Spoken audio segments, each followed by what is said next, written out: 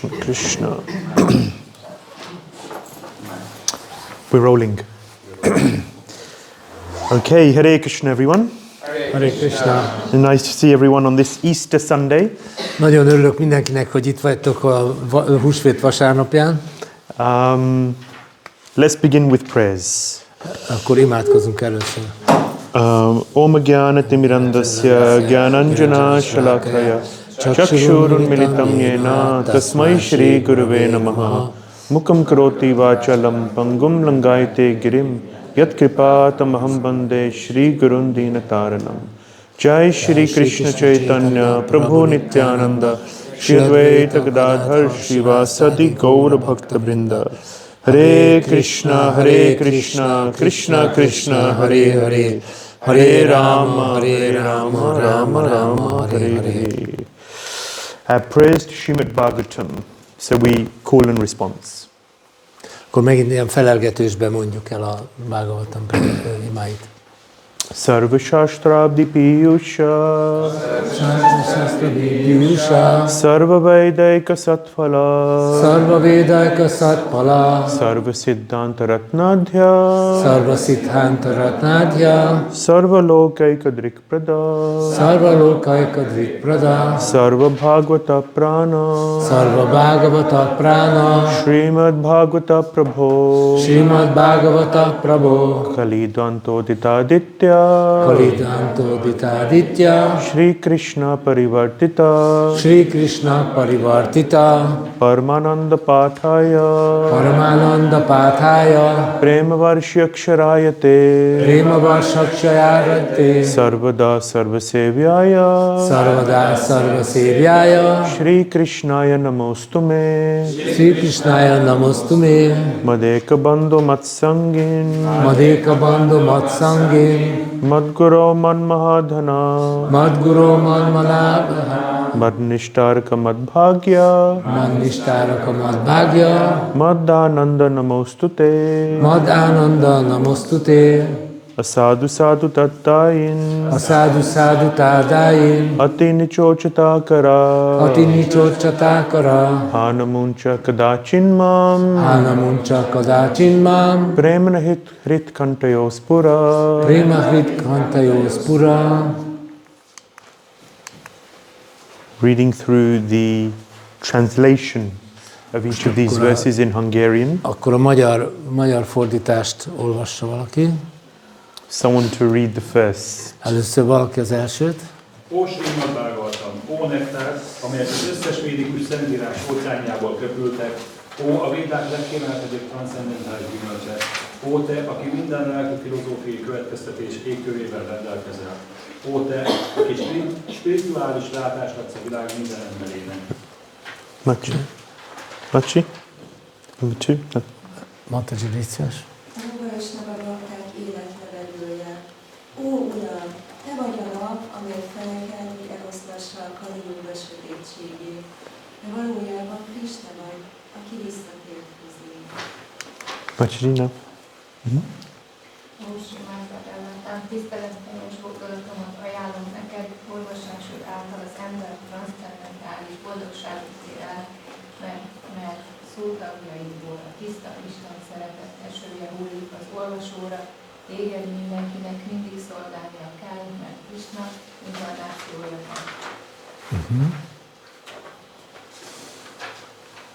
Ó Śrīmad-Bhāgavatam, ó egyetlen barátom, ó egyetlen társam, ó tanítom, ó nagy gazdagságom, ó megmentő, ó jó szerencsém, ó boldogságom. Tiszteletteljes gondolatomat ajánlom.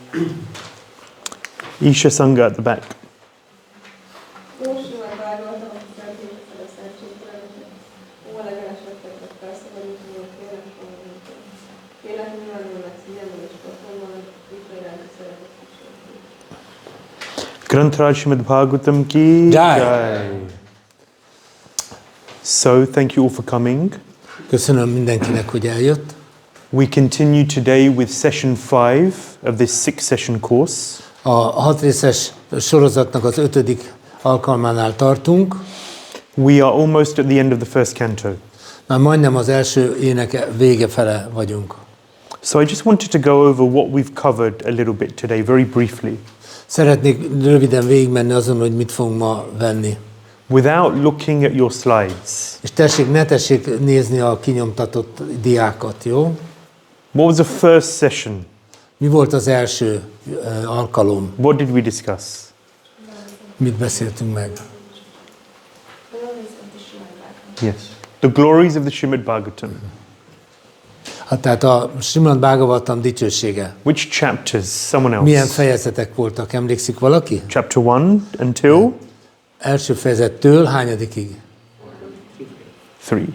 A harmadikig. Yeah. So the first 3 chapters, of course, they all include many things, but the essence and the emphasis is on the glories and the importance of the Śrīmad-Bhāgavatam. Persze nagyon-nagyon sok minden van ebben a 3 fejezetben, de végül is a párlata az, hogy a Śrīmad-Bhāgavatam dicsőségéről szólnak. Okay, so then the next session, session 2, what did we discuss? A második alkalommal mit beszéltünk meg? First of all, which chapters? Először is mely fejezetek kerültek sorra? Chapter 4 until 6. A 4-től a 6-ig. Yeah. And what was the essence of that section? És mi volt annak a leglényege ennek Anyone a remember? találkozásnak? So this is very important. Nagyon fontos. Yes, very good. Tehát Nárada. Yeah.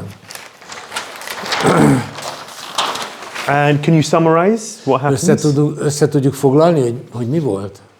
Tehát ugye az 1-3 az volt a Bhāgavatam dicsősége. Narad Muni, but can you summarize?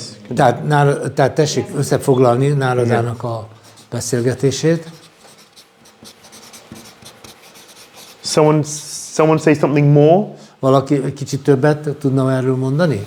Mi a képesítés a beszélőnek és a hallgatónak? What is the qualification of the speaker and the listener? Yes. In terms of Narad and Vyas, what happens? Ugye Nárada és Vyász között mi történt? Vyasa was dejected because he felt that despite all his work he wasn't fulfilled. Narada was telling him he needs to glorify devotion to Sri Krishna. Tehát Vyasa így nem elégedetlen volt, és Nárada elmagyarázta neki, hogy az Úr dicsőségét, az Urat kell dicsőíteni ahhoz, hogy elégedett legyen. Yes, correct. So Vyasadeva has written the whole Vedic literature, so much hard work, but he feels dissatisfaction. Narad Muni is his guru. He comes in and instructs him. One book, Śrīmad-Bhāgavatam.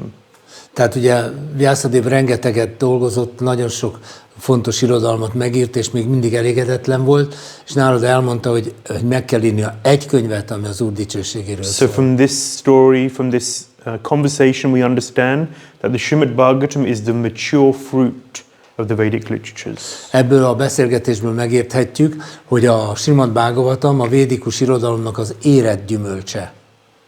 Next, Következő. so chapter 7 until A 7-től a 11-es fejezet volt a következő alkalommal. Someone's doing their homework. Úgy látszik, valaki rendesen elvégezte a házi feladatot. Okay, and what is this section about? Ez a rész miről szólt? Krishna és Bhakta tisztelet. Yes, Love between Krishna and devotees. the love between Krishna and the devotees. Who do we talk about? Kiről beszéltünk? Kunti, very good.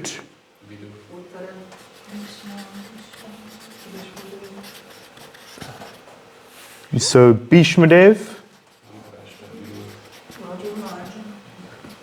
Kunti, Arjun, Uttara, and then Parikshit. Well, in terms of Krishna saves Parikshit. Azzal kapcsolatban, hogy Krishna megvédi Parikshitot, Krishna showing his protection, his love for Parikshit. Krishna kimutatja Parikshit felé a szeretetét és a védelmét. Because Uttara comes to Krishna looking for protection. Mert Uttara Krishnához védelemért jön. Arjun also protection from the Brahmastra of Ashwatthama. Arjun szintén a Brahmastra elleni védelemért jön. And then Kunti just sees how Krishna once again has protected her her family, and therefore she comes and offers prayers. És Kunti tapasztalja, hogy Krishna megint megvédi a családjának a tagjait, és ezért ajánlja az imáit. And then all the Pandavas go to visit Bhishmadev. És ezután a pándavák meglátogatják Bhishmadevet. And Bhishmadev's love and devotion towards Krishna comes out. És abból meg látni lehet Bhishma szeretetét és odaadását Krishna iránt. So that's chapter 9. Ez volt a 9. What's fejezet. chapter 10? Mi volt a 10-ben? What happens in chapter 10? Mi történik a 10. fejezetben? Where Krishna is just about to leave. Ugye Krishna távozóban van. He's just about to leave Hastinapur. So the separation. Hastinapur felé. So no, he's leaving. Tehát távozik. He's leaving Hastinapur. Távozik Hastinapurból, igen. And the love of the separation of the Hastinapur vasis is coming. És a Hastinapur lakóinak a szeretete és az elkülönülés feletti fájdalma látszik. And in chapter 12, Krishna arrives in Dwarka. 12. fejezetben pedig megérkezik Dvárakába. So then we hear about the wonderful union. És akkor a csodálatos találkozás, egyesülés. Yeah, so that's 10 and 11. Ez 10 és 11. Then the next session, that's the last session we just had. Ugye ez volt a szeretetnek az ülése, vagy témája. Chapter 12 until someone else. A következőben 12. fejezettől 14. Not quite. Nem egészen. 15. Yeah. 15. 15. Yeah. What is the essence of this chapter? Mi ennek a fejezetnek a lényege? What was the title of this chapter? Mi volt a címe ennek a fejezetnek? Last week, only 1 week ago. Csak egy hete volt mindez. Like actors on a stage. Mint színészek a színpadon. Yeah. So who enters the stage? Ki lép föl a színpadra? We hear about the birth of Parikshit Maharaj. Hallunk a Parikshit Maharaj születéséről. Yeah. And how he comes onto the stage and he is an exemplary personality. És hogyan lép fel a színpadra, és mennyire példaértékű személyiség. The Brahmanas come and give predictions of his contribution in the future. Jönnek a brámanák, és megjósolják, hogy milyen dolgokat fog véghez vinni a jövőben. And then we hear about various personalities leaving. Ezután hallunk különböző személyekről, akik távoznak. Who leaves first? Ki távozik először? Who leaves? Dhritarashtra. Dhritarashtra.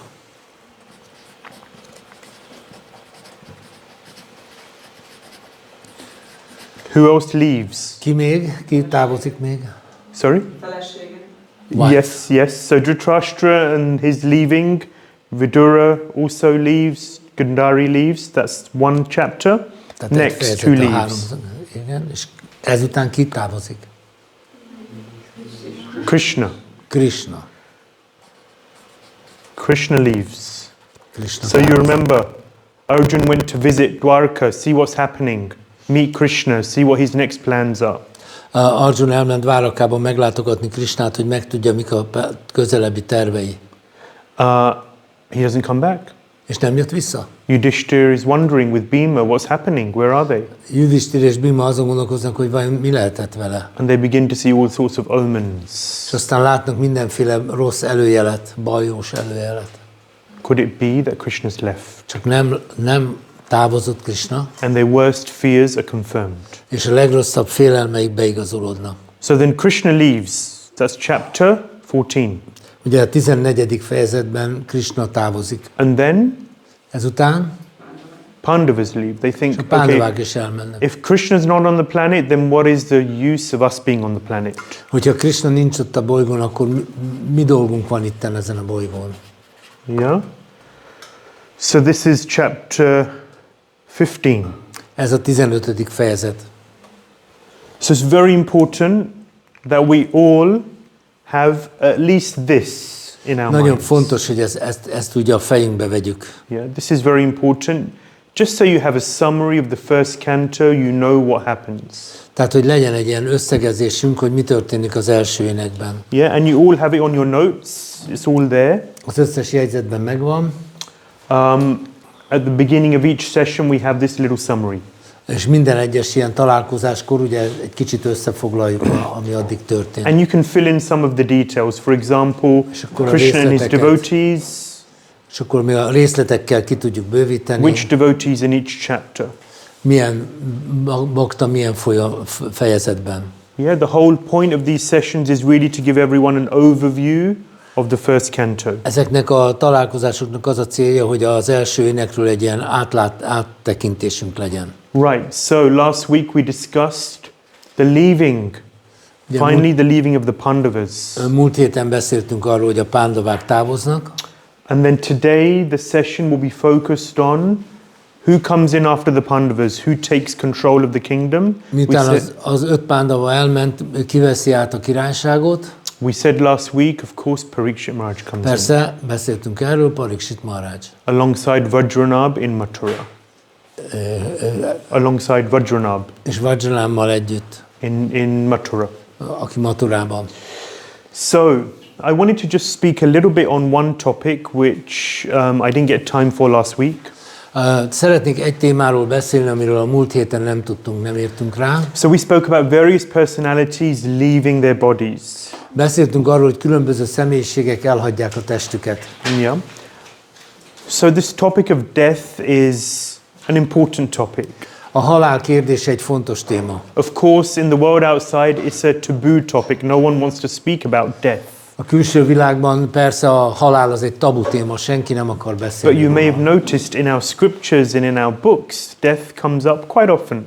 De tapasztalhatjuk, hogy a szentírásainkban elég sokszor előtérbe kerül ez a téma. You know, sages, very often they go to the place, you know, in India, of course, there's not cremation generally. It's people are, meaning it's not, people aren't buried, rather they're cremated. In India? In India. Indiában az embereket általában eltemetik és nem hamvasztják el. Okay. Cremated instead of being buried. Yes. But Yes. you see it otherwise. People are not buried, rather they're Tehát cremated. ugye nem eltemetik az embereket, hanem elhamvasztják. Yeah, okay.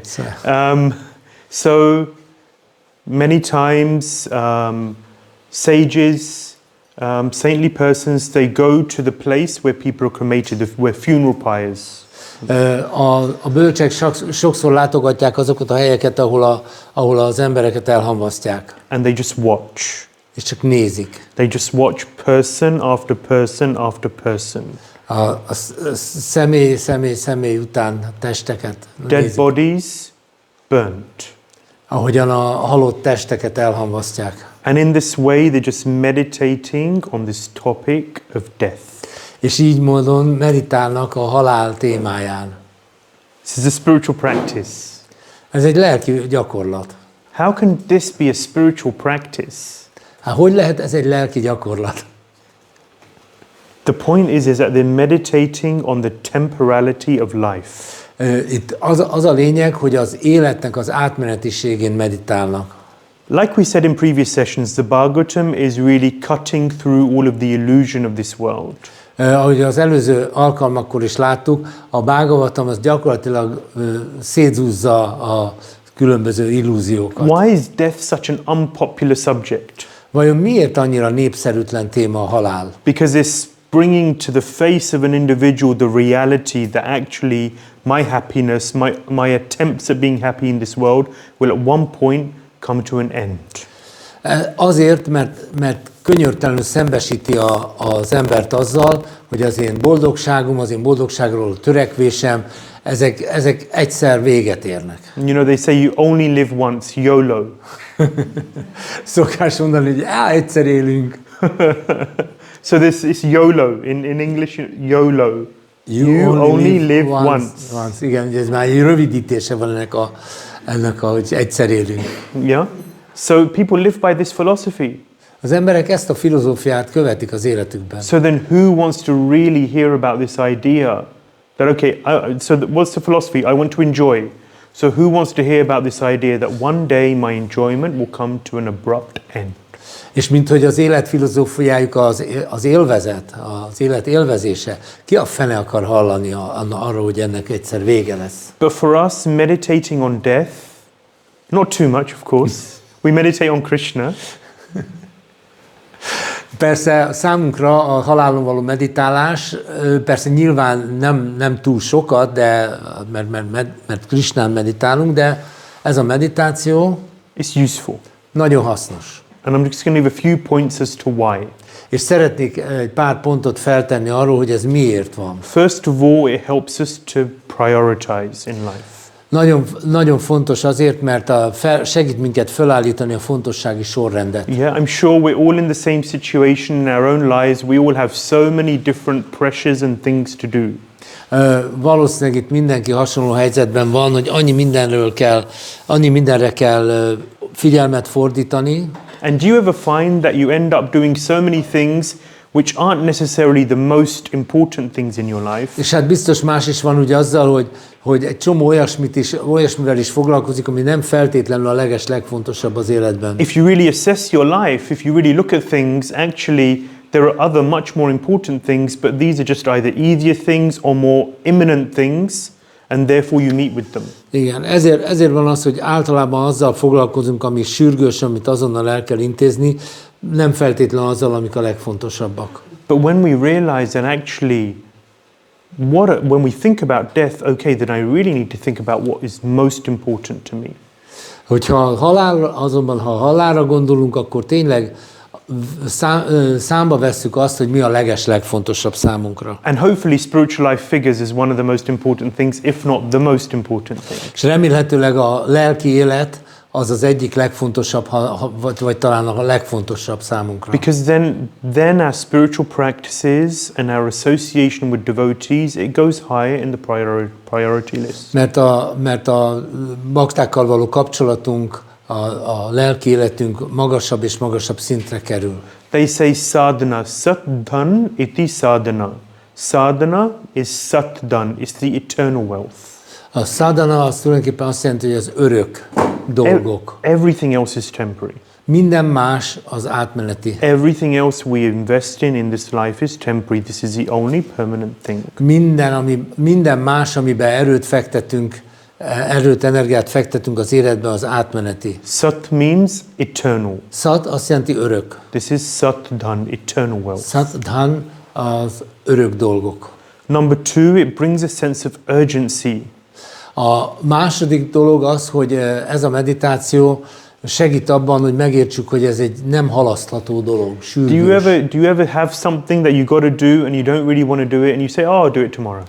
Ismeritek ezt a dolgot, hogy hát valamit meg kell csinálni, hagyjuk holnapra. Majd megcsinálom holnap. But my mother taught me when I was young, don't put off till tomorrow what you can do today.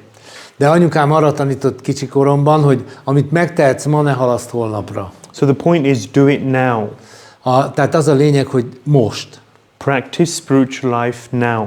Most kell gyakorolni a lelki There is életet. urgency because at the end of the day we are all going to die. Ez nem halasztható, mert a végén úgyis meghalunk. And who knows when?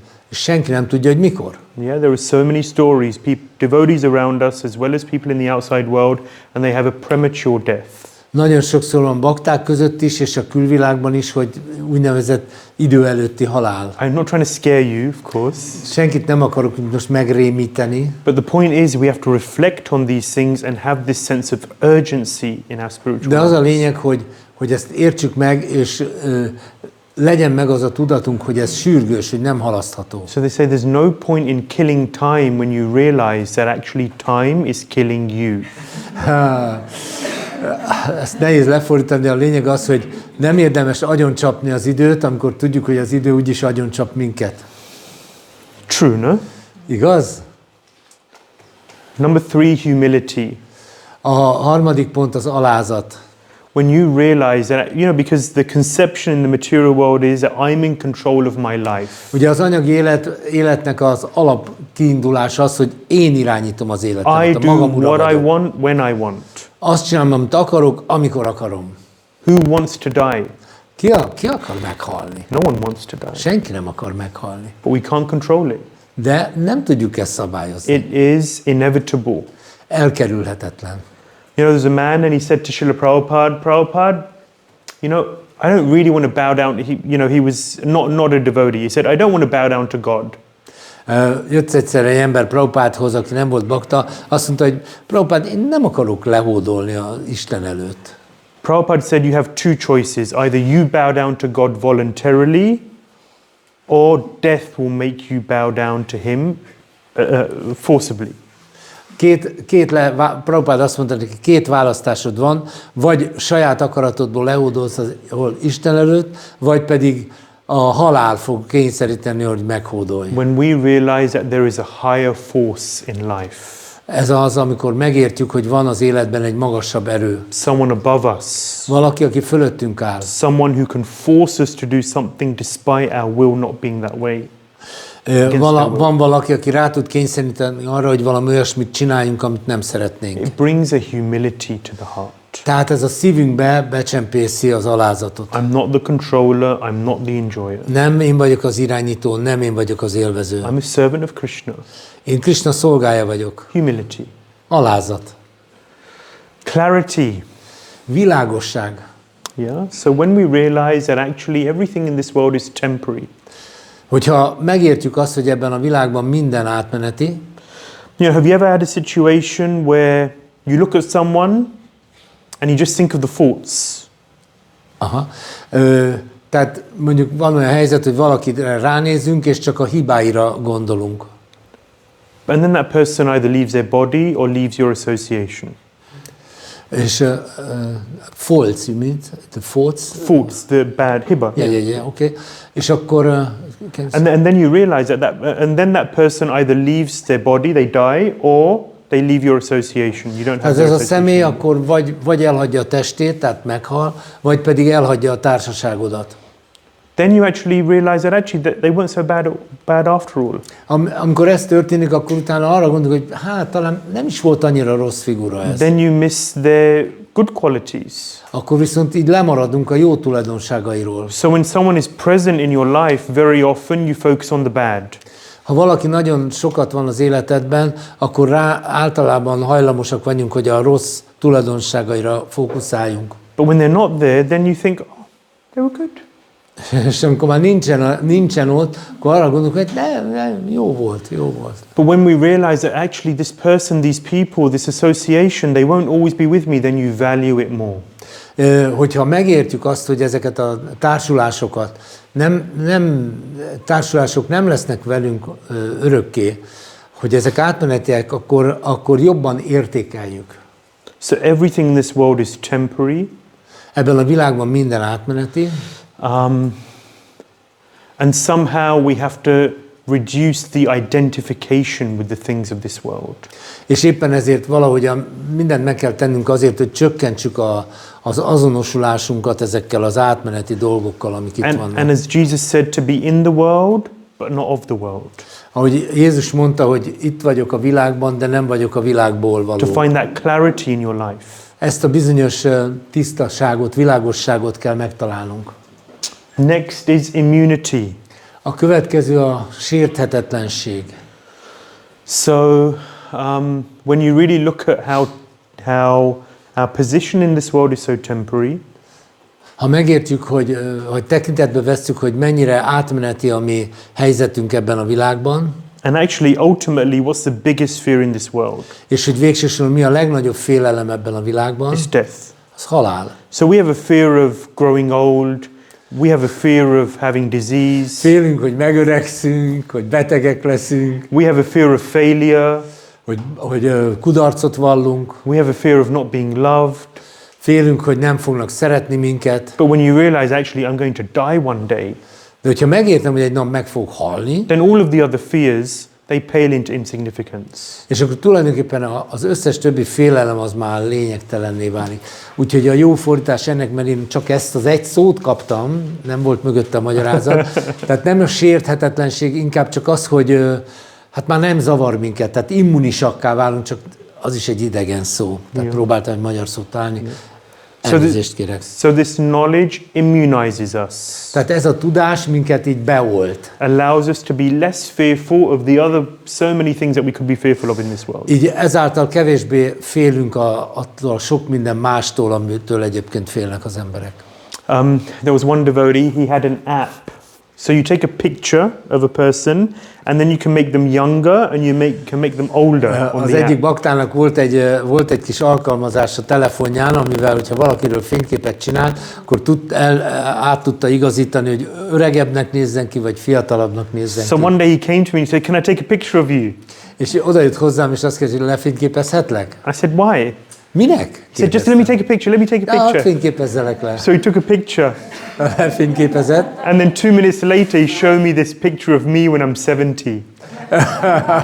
És utána 2 perc múlva visszajött, és megmutatta, hogy fog kinézni 70 éves koromban. You know, I had white hair. Fehér hajam, Hopefully, I won't have hair. You know. Anyway, reméljük nem lesz hajam wrinkles. ja, ráncos. You know, my eyes were drooping.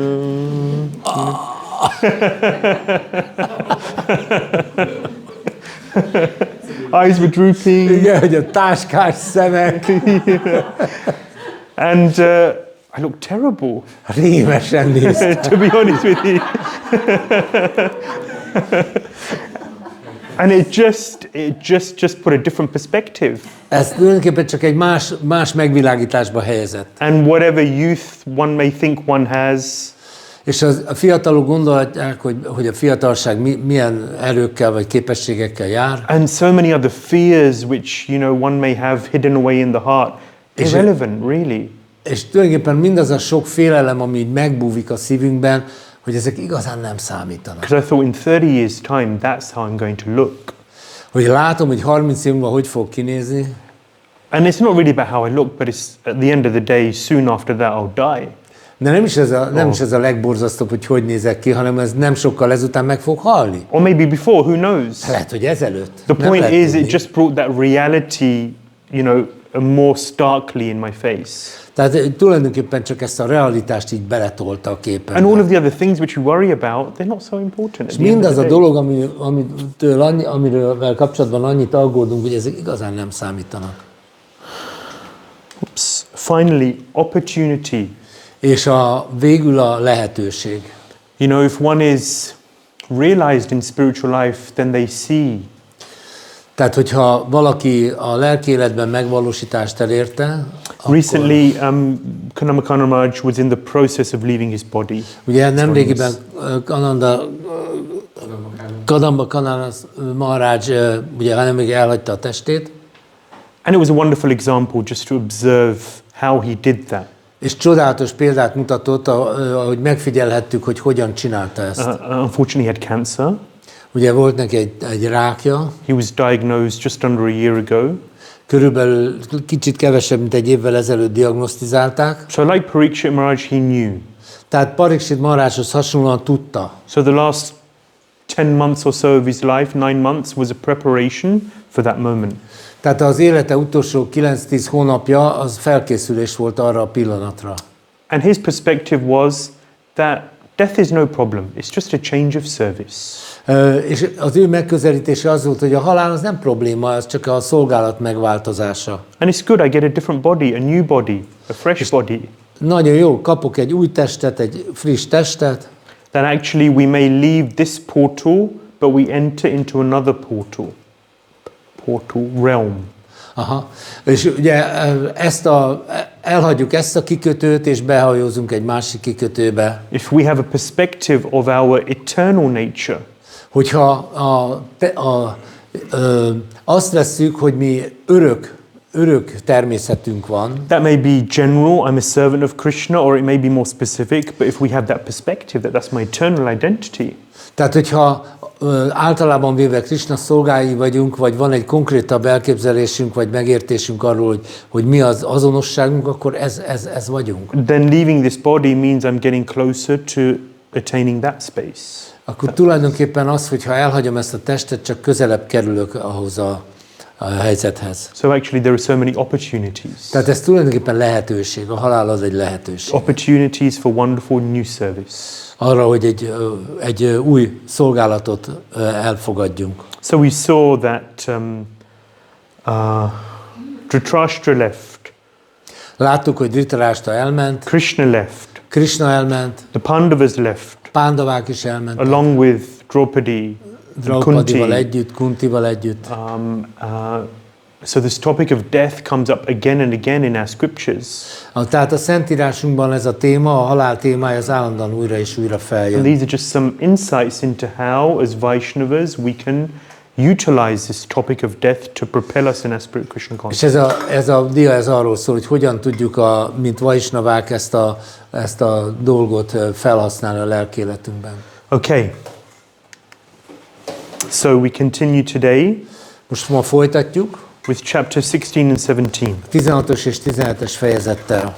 So this is all centered around Parikshit Maharaj. Ezek a fejezetek mind Parikshit Maharajról szólnak. So where did we last meet Parikshit Maharaj? We spoke about him in chapter 12. Ugye amikor utoljára foglalkoztunk Parikshit Maharajra, a 12. fejezetben Yeah, volt. so it's all about the birth of Parikshit. Parikshit Maharajnak a születése.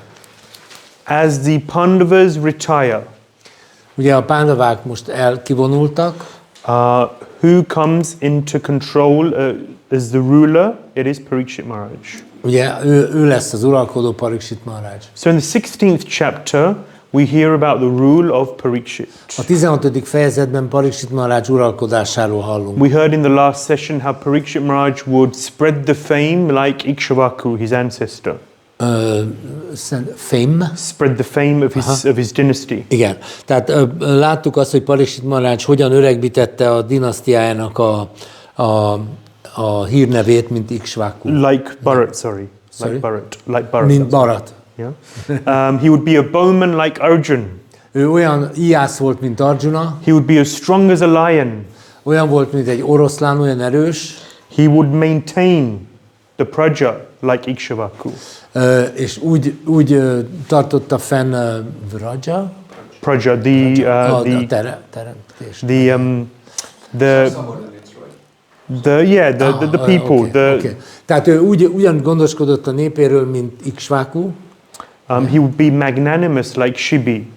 és olyan nagy lelkű volt, mint Shibi. Yeah, and so all of these predictions of the Brahmanas at his birth, they came true.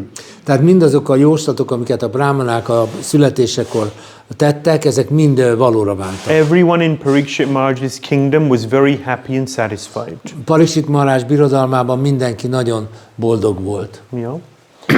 However, Azonban Kali enters. színre lépett Kali. Parikshit Maharaj's presence was stopping the entrance of Kali, the personality of Kali. Parikshit Maharaj jelenléte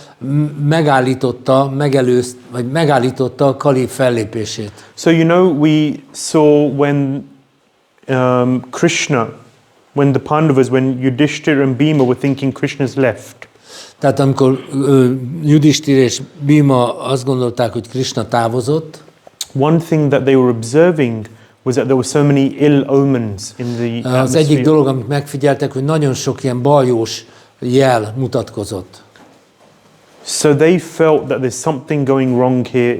Krishna was, the point Krishna left the world, at that point Kali entered.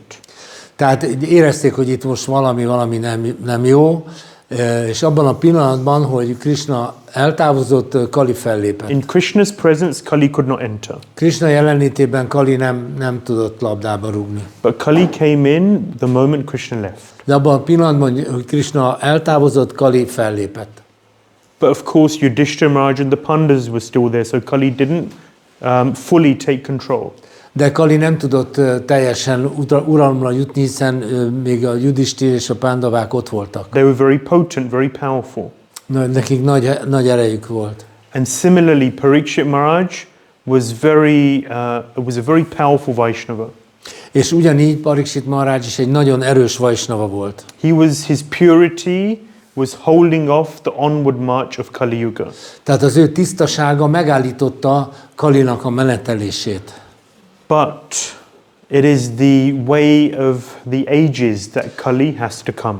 De hát ez a korszakok természete, hogy Kalinak jönni kell. It's time for Kali to come. Dwapara Yuga's ended, Kali comes in. Dvapara Yugának vége van, most jön Kali. So Parikshit Maharaj and Kali interact, and that's what we'll be focusing on today. És ma arra fogunk fókuszálni, ahogyan Parikshit Maharaj és Kali közti megállapodás vagy megbeszélés.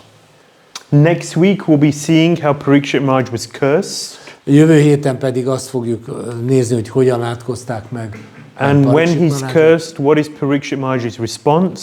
És amikor megátkozzák, mi Parikshit Maharajnak erre a reakciója? He retires, he leaves his kingdom. Az, hogy visszavonul, elhagyja a királyságát. And he hears from, or gets ready to hear from Shukadev Goswami. És így felkészül arra, hogy Shukadev Goswamitól halljon. And that is how the first canto ends. És ez a vége az első éneknek. So we see that this is as we said at the beginning, the first canto is an introduction to the Śrīmad-Bhāgavatam. Tehát ahogyan beszéltünk erről, az első ének az a Śrīmad-Bhāgavatam bevezetése. Just like the first chapter of the Gita is an introduction to the rest of the Bhagavad Gita. Ugyanúgy, ahogy a Bhagavad Gita első fejezete a többi fejezetnek a bevezetője. This first canto sets the scene. Az első ének így kvázi berendezi a színpadot. And at the very end we see Parikshit Maharaj sitting on the banks of the Ganges ready to hear from Shukadev Goswami.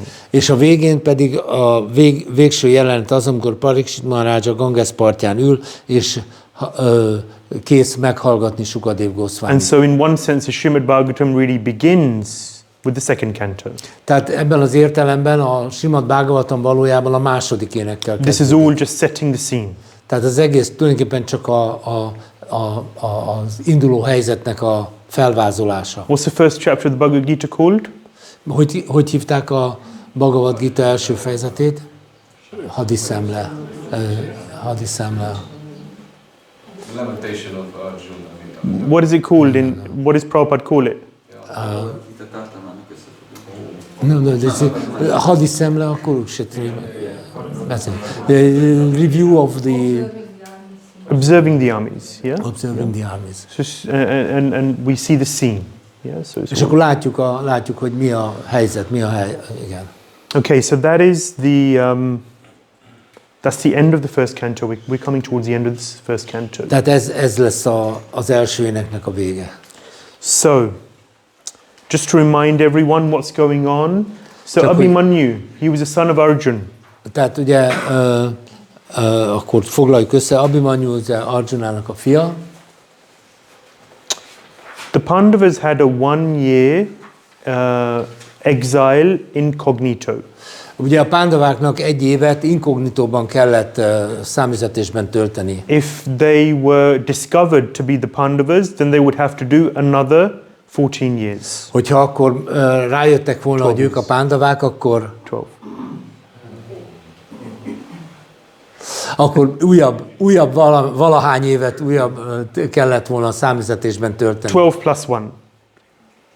12 years in exile plus 1 year incognito. That was a condition. 12 év számüzetés plusz 1 év incognito. If they were found, then they have to do it all again. És hogyha rájönnek, akkor ugye újra kezdődik az egész. So the Pandavas, they went to the kingdom of Virat. A pándavák elmentek Virat királyságába. And Arjun was a eunuch, dance teacher. És Arjunának eunuchnak kellett lennie. Yeah. És egy tánctanár volt. So he was teaching Uttara. És Uttarát tanította. Yeah, so there's a brother and a sister. The brother was called Uttar and the sister was called Uttara. Szépen. There was a brother and a sister. Volt két testvér, egy fiú és egy lánytestvér. The brother was called Uttar. És a fiút Uttarnak és a lányt Uttarának hívtak. So Arjun was teaching Uttara. Arjun Uttarát tanította. And at the end, when they found out that actually this is not a eunuch, but this is actually Arjun. De a végén, amikor kiderült, hogy valójában ő nem egy eunuch, hanem Arjun, Then they wanted Uttara to marry Arjun. akkor azt akarták, hogy Uttara menjen feleségül Arjunhoz. But Arjun said, how can I marry you? You're like my daughter. I've been teaching you. De Arjun azt mondta, hát hogy vehetlek feleségül? Hát olyan, mintha lányom lennél. Hát tanítottalak. I have a son, Van egy fiam, and he's your age. és az ő korban is jobban passzol hozzád. You should marry him. Őt kéne, ővele kéne házasságra lépni. So this is how this wedding came about. És így lett ez a házasság. But there was a plan. De volt ebben terv. There was a reason for this union. Volt ennek az egyesülésnek egy oka. And that union was for Parikshit Maharaj to be brought forth. Tehát ennek az volt a lényeg, hogy Parikshit Maharaj szülessen meg ebből a házasságból. It's so difficult not to get into Mahabharata stories. Nagyon nehéz megállni, hogy nem merüljünk el a Mahabharata történeteiben. But time is always short, so I'll try to be Mindig quick. túl rövid az idő, úgyhogy megpróbálom ezt So így. Parikshit marries Iravati. Tehát Parikshit Iravatival lép They házasságra. have 4 children. 4 gyerekük lesz. Ugrasen, Ugrasena, Bhimsen II, és a második Bhimaszéna, Shutrasen, Srutasén, and finally Janmejaya. és végül is Janmejaya. Janmejaya I'm just going to speak about a little Őről egy kicsit beszélünk, because he is the successor to the throne. mert ő lesz az uralkodásban a trón ő örökli a trónt. Parikshit Maharaj hears Bhagavatam from Shukadev Goswami for how long? Mennyi ideig hallgatja Parikshit Maharaj Sukadev Goswamitól a Bhagavatamot? 7 days. Sorry, no. Nem. Bocs, nem. Anyone else? 6.5 days. 6,5 napig. And then he has half a day to reflect on what he's heard. És akkor kap egy fél napot arra, hogy így végig gondolja, amit hallott. And to just absorb. És hogy így magába szívja. And some alone time. Sorry? Some alone time. Ja, igen, tehát egy kis önidőt kap. Yeah, we often need some alone time. Tehát, Sometimes we feel like we need some alone time, right? igen. Tehát van úgy, hogy nekünk egy kis magányra van szükségünk. Similarly, Parikshit Maharaj Shukadev Goswami was very kind. He gave him some alone time. Tehát Sukadev Goswami nagyon kegyes volt, hagyta egy kicsit magányosan. Ultimately, of course, so then he could absorb himself in the Supreme. Tehát végső soron magába tudta szívni a legfelsőbbet. In Krishna. Krishnát. And at that point, Uttara, his mother, came to him És akkor Uttara, az anyja megjelent, and said, please tell me what you've heard. és légy szíves, mondd el, hogy mit hallottál. So then Parikshit Maharaj's, the commentators say that this is Parikshit Maharaj's last hours. Ugye a kommentátorok megjegyzik, hogy ez Parikshit Maharaj utolsó óráiban van. In one sense, mother, father, whoever you are, he just wants to be with Krishna. Tehát ugye végül is apa, anya, mindegy, ő már csak Krishnával akart lenni. But he's so kind, he imparts upon his mother transcendental knowledge. De mégis annyira kegyes volt, hogy az anyjának adott transzcendentális tudást. His realization of what he's heard. És átadta neki azt a megvalósítást abból, amit hallott. And that is the Brihad-Bhagavatam Rita. És ez a Brihad-Bhagavatam Rita. Yes. So, Janmejaya takes over the kingdom after Parikshit Maharaj leaves. Miután Parikshit Maharaj eltávozik, Janmejaya átveszi a trónt. Sorry? Yes. Why? He was the most qualified. Aha, miért a legfiatalabb fiú vette át? Hát azért, mert ő volt a legképesítettebb. Janmejaya was the most qualified of the 4 sons. A 4 fiú közül ő volt a So legképesítettebb. generally speaking, the eldest will take over the kingdom. Általában a legidősebb fiú szokta átvenni a királyságot. The Bhagavatam doesn't really speak about this much. It just summarizes it at the end of the 12th canto. A Bhagavatam nem sokat beszél erről, csak összefoglalja a 12. ének végén. And it says that Janmejaya was the most qualified. És csak kijelenti, hogy Janmejaya volt a képesítettem. Janmejai, and this is very quick, I don't want to dwell on it too much, but this is from the 12th canto, we're fast forwarding. Most egy kicsit előreugrunk a 12. énekhez, nem akarok túl sok időt tölteni ezzel. Janmejai does a snake sacrifice. Janmejai csinál egy ilyen kígyó áldozatot. Because the curse was that basically there will be a snake bird and it comes and bites Parikshit Maharaj and he burns to death. Ugye, mert ugye az volt az átok, hogy jön majd a kígyómadár, és megmarja Parikshit Maharajot, és akkor így elég, halálra ég. Does anyone know what the snake bird was called? It's on the notes anyway. Dakshak. Taksaka. Yeah? Ez volt a neve a kígyómadárnak. So Dakshak came disguised as a brahmana. És Taksaka megjelent egy brámanának álcázva. And he came to Parikshit Maharaj. Oda ment Parikshit Maharajhoz. And he got his fangs out and bit him. És kimeresztette a méregfogait, és megharapta. And then Parikshit Maharaj burnt. És a Parikshit Maharaj That's not here. elégett. So then Janmejai was very vengeful against the snake.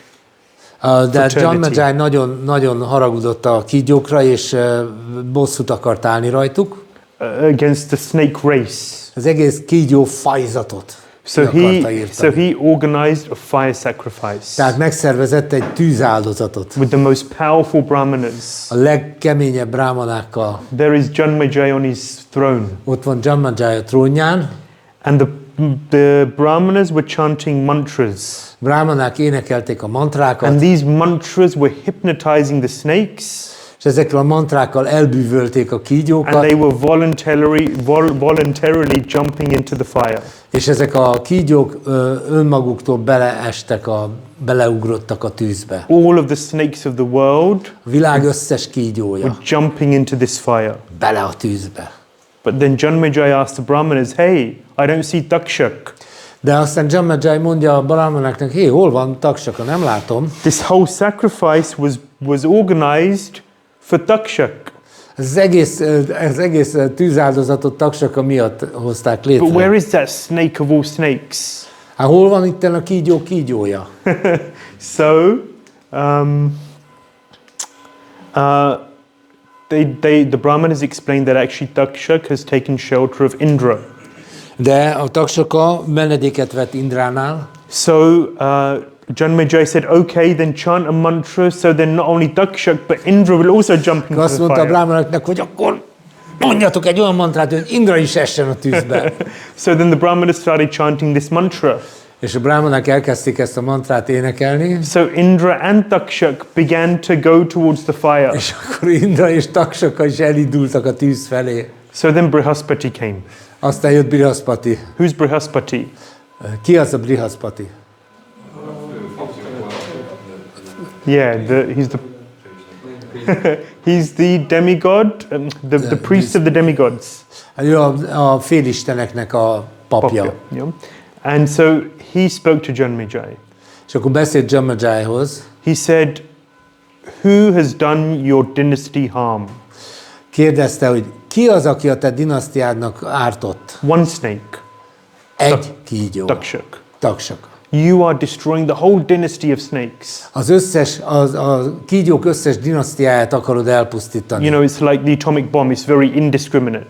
Ugye ez olyan, mint az atombomba, ami nem válogat. You know, we spoke about the Brahmastra, how it's very specific. Ugye a Brahmastra az egy nagyon konkrét. So he said, this doesn't make any sense. Ennek nincs értelme. Stop this yajna. Hagyd abba ezt a It's born jagját. of ignorance. Ez tudatlanság. It's destructive. Ez rombol. So then Janmejai stopped the sacrifice. És akkor Janmejai leállította a kígyó áldozatot. And the yajna was ended. És akkor ezzel vége lett a jagjának. So that's one of the activities of Janmejai. Ez Janmejainak az egyik tevékenysége. Of course, he was a wonderful king, very Persze nagyon jó qualified. király volt, And nagyon rátermett. he took care of the kingdom and the praja, the citizens very nicely. Szépen gondjait viselte a királyságnak, a polgároknak. But going back, chapter 16. Na menjünk csak vissza a 16. fejezethez. Yeah. So Parikshit Maharaj was a maintainer of the kingdom. He did it wonderfully. Pariksit Maharaj gyönyörűen fenntartotta a királyságot. And we see, even in Lord Ram's time, Lord Ram would go out to the kingdom and survey what was happening. És ugye emlékszünk, hogy még Ráma király korában is Ráma kiment így inkognitóba, és meg kihallgatta azt, hogy mit gondolnak az emberek. Parikshit Maharaj would do the same. Pariksit Maharaj is ezt csinálta. So one day he was examining the kingdom. Egy nap kiment, hogy megszemlézze a királyságot. Of course, Parikshit Maharaj was called, his name means the examiner. Ugye Pariksit Maharajnak már a neve is az, hogy a megfigyelő, vagy a... Igen. Does anyone remember why he's called the examiner? Emlékszik valaki, hogy miért így hívják? Mert, He's looking for Krishna. yeah. He's looking for Krishna. Because he saw Krishna saved him in the womb, he's looking for that same Krishna. Tehát, mint hogy Krishna mentette meg őt az anyamében, ezért kereste mindig ezt a Krishnát. So Parikshit Maharaj is going and then he sees something terrible. És Pariksit Maharaj kimegy, és lát valami borzasztót. Something which he's never seen before. Valami olyasmit, amit soha nem történt az előtt. It's unimaginable. Elképzelhetetlen. He sees that there is a shining white cow Látja, hogy van egy gyönyörű ragyogó tehén, and a wonderful effulgent bull. és egy csodálatos ragyogó bika. The bull is standing on one leg A bika egy lábon áll, because 3 legs have been hacked off. mert 3 lábát már eltörték. He's standing on one leg, he's trembling and he's urinating out of fear. És egy lábon áll, és reszket, és a félelemtől vizel. Bhumi, the cow, is also in a lot of fear. És a tehén is rettenetesen fél. And standing over them is a very ghastly looking man who's dressed as a king. És felettük áll pedig egy rendkívül ronda kinézetű ember, aki királynak volt öltözve. And in Vedic culture, the cow, the bull, they're revered. A védikus kultúrában a tehenet, a bikát tisztelik. So in an environment where there's no such crime going on, to see such a terrible extent of such crime is very surprising. És egy olyan világban, ahol ilyen bűnök nem történnek, egy ilyen jelenet rettenetesen. How could this be going on in Parikshit's kingdom? Hogyan történhet ilyen Pariksit király birodalmában? How is it even possible? Hogyan egyáltalán, hogy lehetséges ez? So then Kali, this personality is the personality of Kali. Tehát ez a bizonyos személy, ez Kali személyisége. He's standing over the bull with a sword in his hand and the bull is cowering. Bull, what does it do? Kali is standing over this Tehát Kali áll a bika fölött, és a and the bika, bull is scared. és a bika így próbál menekülni, vagy meg van rémülve. So when Kali sees Parikshit Maharaj, he backs off. Amikor Kali látja Pariksit Maharajot, akkor visszalép, He gets scared. visszahőköl, megijed. Because he knows, okay, the boss is here now. Mert látja, hogy a főnök megjelent. So then Parikshit Maharaj asks the bull. A Pariksit Maharaj megkérdezi a bikát. The bull represents Dharma. A bika az tulajdonképpen a dharmát, a vallásos szabályokat Cow képviseli. represents Bhumi. És a tehén pedig Bhumit, a földet jelképezi. Kali challenges both Dharma and Bhumi. Tehát a Kali tulajdonképpen a dharmát és a földet támadja. There's great weight on the earth. Nagyon nagy súly van a földön. Kali's presence is a great weight on the earth. Kali jelenléte rettentesen megterheli a földet. So Parikshit Maharaj asks, who has done this to you? És Pariksit Maharaj megkérdezi, ki tette veled ezt a szörnyűséget? Imagine you're the bull. Képzeld el, hogy te vagy a bika. What would you say? Mit mondanál? It's not a trick question. Ez nem egy beugrató kérdés. Kali did it. Kali tette. Why are you asking Parikshit Maharaj? Isn't it obvious? Miért kérdezi ezt Pariksit Maharaj? Nem nyilvánvaló? 3 legs have gone. 3 lába már oda, I'm bleeding. vérzik, I'm in so much pain. rettentes fájdalmai The vannak. perpetrator's covered in blood. Az elkövető az meg csupa vér, He's standing over with his sword in his hand, about to take off my fourth leg. kezében a kard, és éppen le akarja vágni a negyedik lábat. And you're asking, who's done És még this? megkérdezik, hogy ki csinálta ezt. What kind of a question is that? Miféle kérdés ez? It's obvious. Nyilvánvaló. Why are you asking? Miért kérdezi? Cut his head off now. Ott van a Kali. Cut his head off. Ja, hát akkor le kell vágni a fejét ennek a Kalinak. Why are you even asking a question? Miért kell egyáltalán kérdezni? So that would be the normal response. Ez lenne a szokványos válasz. And a reasonable response. És ez egy észszerű válasz. An eye for an eye. Szemet szemért, Yeah, an eye for an eye, a tooth for a tooth. fogad fogért. Familiar? Yeah, you've heard that before? Ismerős? Okay. So then Parikshit Maharaj asks, who's at fault? Tehát Parikshit Maharaj mégis felteszi a kérdést, ki a hibás? And what does Dharma the bull say? Mit mond erre Dharma a bika? This is a very interesting conversation. Very. Very interesting. Ez egy nagyon érdekes beszélgetés, And it is very instructive for our lives. és nagyon tanulságos, amit az életünkben megfogadhatunk. So Dharma the bull says, Dharma a bika azt mondja, so many possibilities. annyi lehetőség van. So this is taken from, what I'm going to summarize here is taken from Dharma the bull's words in the Bhagavatam. Ugye, amit én most elő fogok itt adni, az egy összegezés Dharma szavai a Bhagavatamból. It's taken from Prabhupada's commentary. Prabhupád magyarázataiból, And then some commentaries by the acharyas. és az ácsárják magyarázataiból. So first of all, Dharma suggests that, okay, well, it's my own fault. Dharma először azt mondja, hát ez biztos az én hibám. He's cut my legs off because of me. Ő azért vágta le a lábaimat, mert én követtem el a hibát. My karma. Ez az én karmám.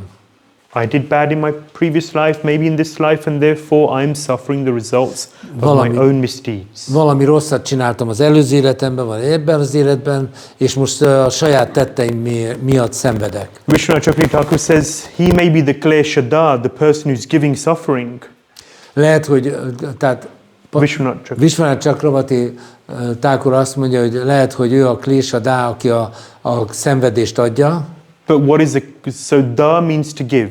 Klesha means azt jelenti, suffering. hogy adni. So he's the kleshada. Klesha a szenvedés. He's the agent, the instrument. Tehát ő az eszköze a karmának. But what's the klesha bij? What's the seed of the suffering? De vajon mi a klesha bij, a szenvedésnek a magja? That I don't know. Azt nem tudom. Next thing. Következő. He says Brahman. Superpowers. Hogy ez a Brahman, valami emberfeletti hatalom. You know, sometimes people say the universe has given this Azt to me. mondják, hogy a világegyetem. You know, the impersonal something, the energies, the powers that Az be. a személytelen valami, a nagy energiák. But someone is giving this to me out there. Someone is maybe too personal, you know, but you know, there's something out there, a power, Tehát valami adja ezt nekem. which is making this all happen.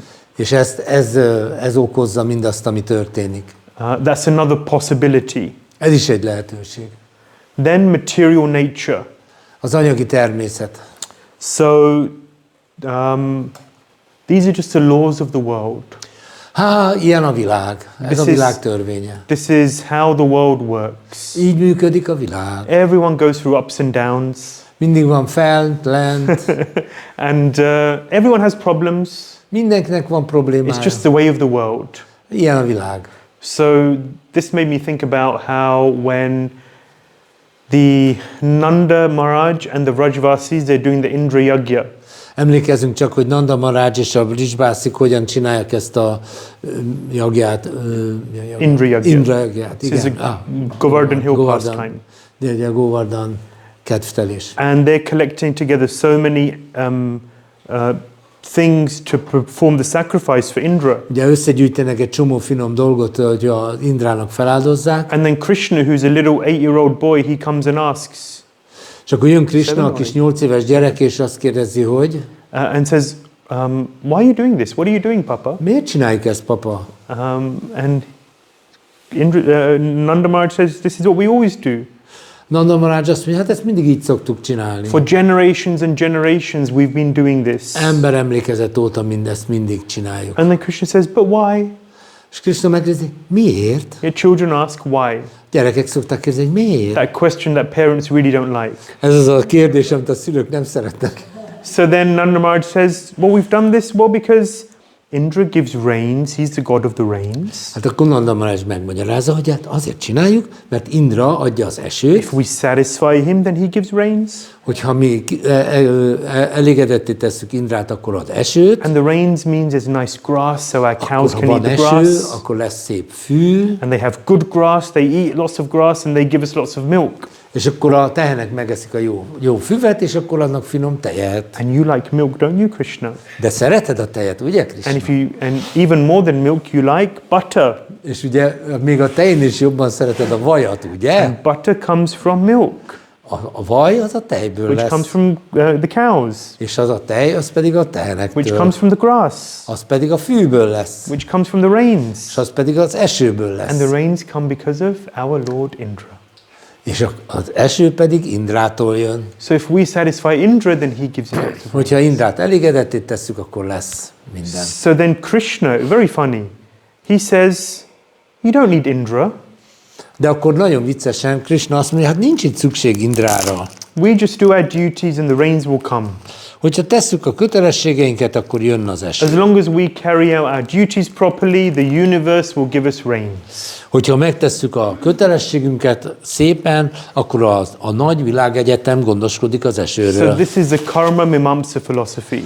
Ez az a karma mimamsa It filozófiája. says these are the laws of the land. You don't need any people involved.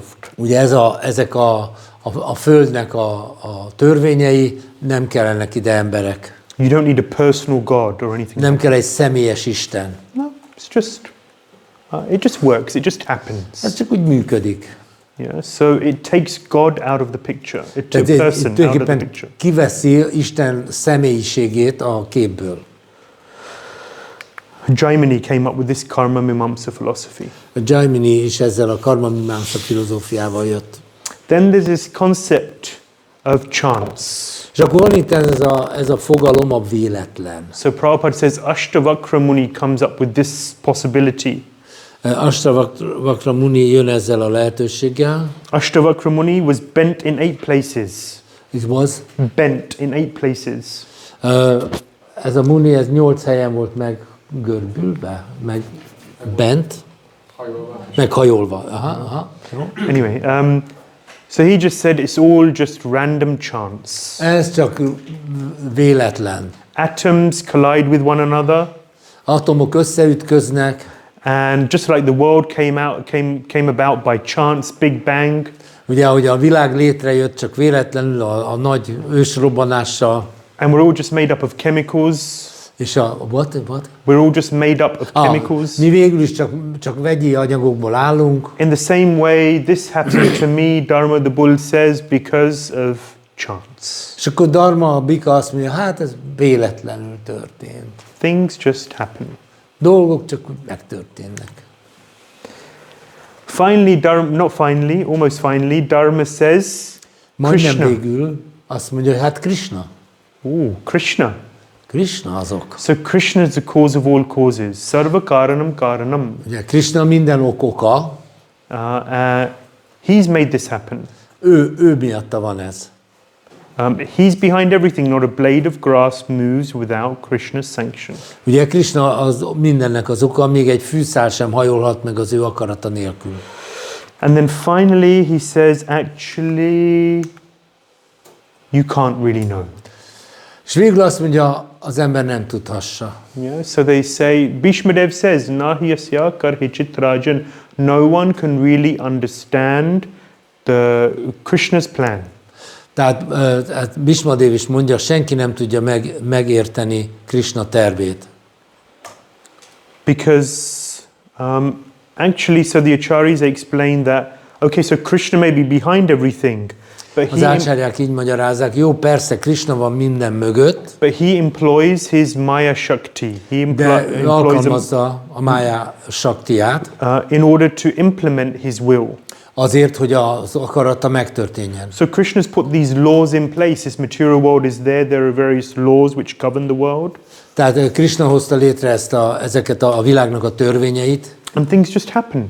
és a dolgok megtörténnek. They happen according to the laws.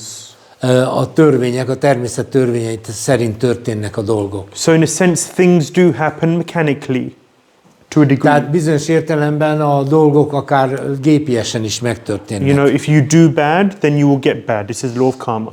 Ugye a karma törvénye az, ha rosszat csinálsz, rossz történik Krishna vele. himself doesn't necessarily intervene to make sure it happens. He doesn't need to. He's put these agents in power. Krishna nem feltétlenül avatkozik bele minden egyes történésbe, mert hiszen létrehozta azokat a törvényeket, amelyek erről gondoskodnak. So ultimately, Dharma says you can't really know what's the cause. Tehát végső soron Dharma azt mondja, hogy hát nem lehet tudni. We can say, okay, karma. Hát mondhatjuk persze karma. We don't really like this explanation of it being Brahman. Ezt a Brahmant, ezt nem annyira tetszik nekünk. Material nature is part of the Ugye az anyagi természet equation. az egy részleges Yeah, magyarázat. so Krishna puts the material energy in charge of Ugye, things. tehát Krishna az anyagi energiát azt meg felhatalmazza azzal, hogy ezt intézze. Chance we definitely don't like. Az ostoba véletlen biztos, hogy nem szeretjük. And then Krishna is the ultimate cause of all causes. Hát, hogy Krishna minden oka, végső oka, hát And he has a purpose behind everything, especially in a devotee's life. ő neki minden mögött, különösen egy bakta életében történt dolgok között egy személyes célja van. But Dharma just looks at Parikshit Maharaj and says, I don't know. És akkor Dharma azt mondja, hát nem tudom. So Parikshit Maharaj concludes that this is not an ordinary bull.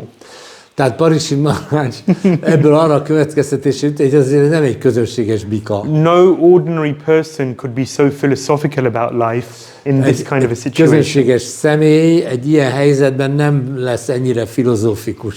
Yeah. So he says, you must be Dharma the bull. És akkor azt mondja Parikshit Maharaj, te biztosan Dharma vagy. Yeah, and you're not an ordinary personality. My obeisance is to you. Nem egy közönséges személy vagy, és hódolatomat ajánlom neked. So how do we understand this? What do we take from this? Mit veszünk ki ebből? Hogyan kell ezt érteni? The reaction of the average person in this kind of a situation is to point the finger. Ugye egy átlagos ember hogyan reagál, rámutat a bűnösre. Yeah. So you are the perpetrator and you have done ill upon me. Te vagy a ludas. Te okoztál nekem kellemetlenséget. And I will get my revenge on you. És majd én adok neked. You better be careful. Csak vigyázz. Watch out. Vigyázz. I'm coming after you. Elkaplak. Yeah. So this is the tendency. Hát ilyen a természetünk. To get revenge. Hogy bosszút akarunk állni. But this is not the understanding of Dharma. De nem ez a helyes megértése a dharmának. And this is not how a devotee thinks about things. Egy baktának nem így kell gondolkodnia. Because what we do by focusing on this person as a perpetrator, what we ignore doing is really reflecting on life. Mert ha kijelölünk valakit hibásnak, és a bosszún jár az eszünk, akkor igazán nem értjük meg, nem gondolkozunk el azon, hogy mi történt. Reflecting on ourselves. A saját magunkkal kapcsolatban nem gondolkozunk el. And going through the purification and correction which is required. És akkor a szükséges megtisztulást nem végezzük el. Yeah. So, if we do just look for revenge, then what happens? Hogyha csak a bosszú jár az eszünkben, akkor mi fog történni? Or we focus on one person as a perpetrator.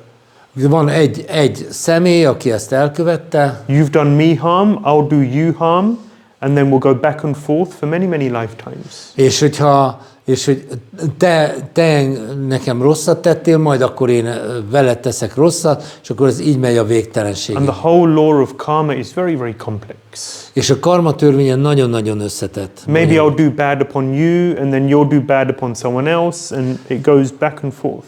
Ugye lehet, hogy én csinálok valami csúnyát veled, akkor te valakivel fogsz csinálni, és ez az egész teljes egy nagy katyvasz. And in this way we become part of a very complex painful exchange of negative interactions. És gyakorlatilag ami ebből kijön, az egy rendkívül összetett és rendkívül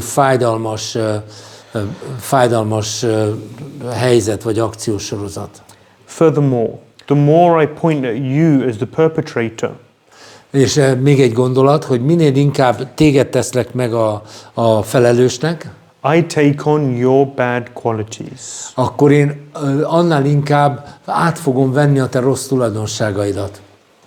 And when I first heard that, I thought that's just a nice philosophy, but it's not really true. Amikor ezt először hallottam, akkor azt gondoltam, hogy ez egy nagyon szép filozófia, de hát ez igazán valójában nem igaz. There's one verse in the Bhagavatam, 7th canto, first chapter. A hetedik ének első fejezetében van egy vers, And it gives the example of a grassworm. és a grassworm, és az egy A worm. A worm, okay. Amely ad egy példát egy hernyóról. And it is stuck in a hole by a bee. És ezt a hernyót egy méh berakja egy lyukba. Yeah. So the worm is just meditating on the bee and how terrible the bee is. És a hernyó pedig végig ezen a méhen vagy darázson meditál, hogy milyen gonosz ez. With enmity. És ellenségesen gondol rá. And eventually that worm becomes a bee. És a végén ebből a kukacból méh lesz, tehát lárvából. Through that meditation. És ezáltal a meditáció által méhé válik. So as we meditate on another's bad qualities and bad acts, we take on those qualities into our own heart. Tehát ahogyan meditálunk valaki másnak a rossz tulajdonságain, úgy ezeket a rossz tulajdonságokat kifejlesztjük magunkban. So we have to refrain from doing that. Tehát legjobb, ha ettől tartózkodunk. We have to be more philosophical about life. Az életet filozofikusabban kell felfogni. We have to see beyond the immediate situation. Jobb, hogyha a közvetlen helyzet mögé nézünk. And ultimately this is the guiding verse in dealing with the ups and downs of life. És ez a vers, ez a gyönyörű vers magyarázza el, hogy hogyan helyes az életnek a különböző viszontagságait fogadni. It's a famous verse from the 10th canto, Lord Brahma. Az Úr Brahma a 10. énekben mondja ezt a verset. After the Brahma Vimohana Lila, he realizes that actually he's made a terrible mistake. A Brahma Vimohana Lila után rájön, hogy csúnya hibát követett el. And the person he was actually harming was actually his Lord. És hogy az a személy, akivel ezt a kis pajkosságot elkövette, az maga az Úr. So he says that tenu kampa sisamikshamano bhunjan nivatma kritam vipakam hridvagva purbhir vidadhan namaste jiveta yomukti padesa dayabak. Can someone read nice and loud the Hungarian? Legyen szíves valaki magyarul szépen elmondani. Drága Uram, aki őszintén reménykedik benne, hogy egyszer indokolatlan kegyedben részesített, és ekközben megadón tűri a szenvedés, múltbéli bűnös tetteinek visszaadásait, szívével, szavaival és testével, pedig tisztelettel és fordulatát ajánlja neked, azt kétségtelenül megérdemli, hogy felszabaduljon, tehát a felszabadulás immáron jogos öröksége. This verse, okay, you know, I know in the previous session we talked about dealing with suffering. Az előző alkalommal is beszélgettünk a szenvedésről. And in a previous session to that we also did. Egy még azt megelőző alkalommal is. Number one, it comes up. This is why we're talking about it. Ugye az első, ugye ez állandóan előjön ez a téma, ezért beszélünk róla. Number two, this is one thing that devotees really struggle with. És második pedig ez az a téma, amivel nehezen birkóznak meg a bakták. We have to learn how to deal with the ups and downs of life maturely in Krishna consciousness. Meg kell tanulnunk, hogy hogyan kell érett módon viszonyulnunk az életnek a viszontagságaihoz. Most of the time when devotees are going through suffering in their lives, then they look clueless, like they have no idea how to deal with it. A legtöbb esetben az van, hogy amikor bakták ilyen nehézségekkel találkoznak az életükben, akkor csak néznek és nem tudják, hogy bánjanak, hogyan kezeljék ezeket le. Or our moods and attitudes reflect as though we've never heard about this topic before. És úgy viselkedünk, mint hogyha soha nem is hallottunk volna erről a témáról. The scriptures are arming us, helping us to prepare for life's ups and downs. De valójában a szentírások segítenek abban, hogy felkészüljünk a viszontagságok fogadására. We have to equip ourselves with this knowledge and wisdom. Fel kell szerelkeznünk ezzel a tudással, hogy kezelni tudjuk ezeket. And yeah, I'm sorry, I reordered the slides a little bit in terms of the order, but you've probably realized that. Valószínűleg rájöttetek, hogy egy kicsit átkavartam a diákat. First thing Krishna is saying, Prabhupada says in the purport, that a devotee thinks when something bad happens, he thinks this is just a token reaction. Először is Prabhupád mondja, hogy amikor egy baktával történik valami, akkor tudnunk kell, hogy ez csak egy ilyen jelképes visszahatás. I deserve worse. Hogy én rosszabbat érdemelnék. Krishna is very kind, he's minimizing the reaction. Krishna nagyon kegyes, és ő így lecsökkenti a visszahatást. Number two, he patiently suffers. A bakta türelmesen elfogadja a szenvedést. Dharma is very patient. A dharma nagyon türelmes. Meaning Dharma the bull. Dharma a bika. He doesn't complain. Nem panaszkodik. He doesn't blame. Nem hibáztat senkit. He doesn't cry for the situation to be changed.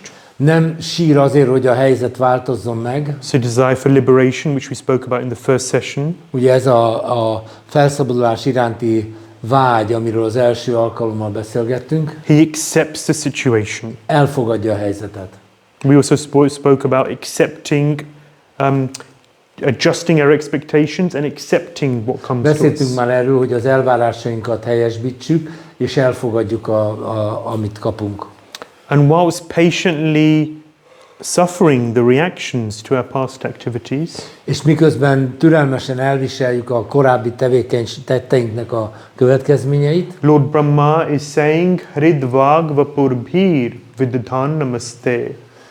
Közben az Úr Brahma mondja ezt. Hrid means heart. Hrid azt jelenti szív. Vag means words. Vág azt jelenti szavak. Vapu means body.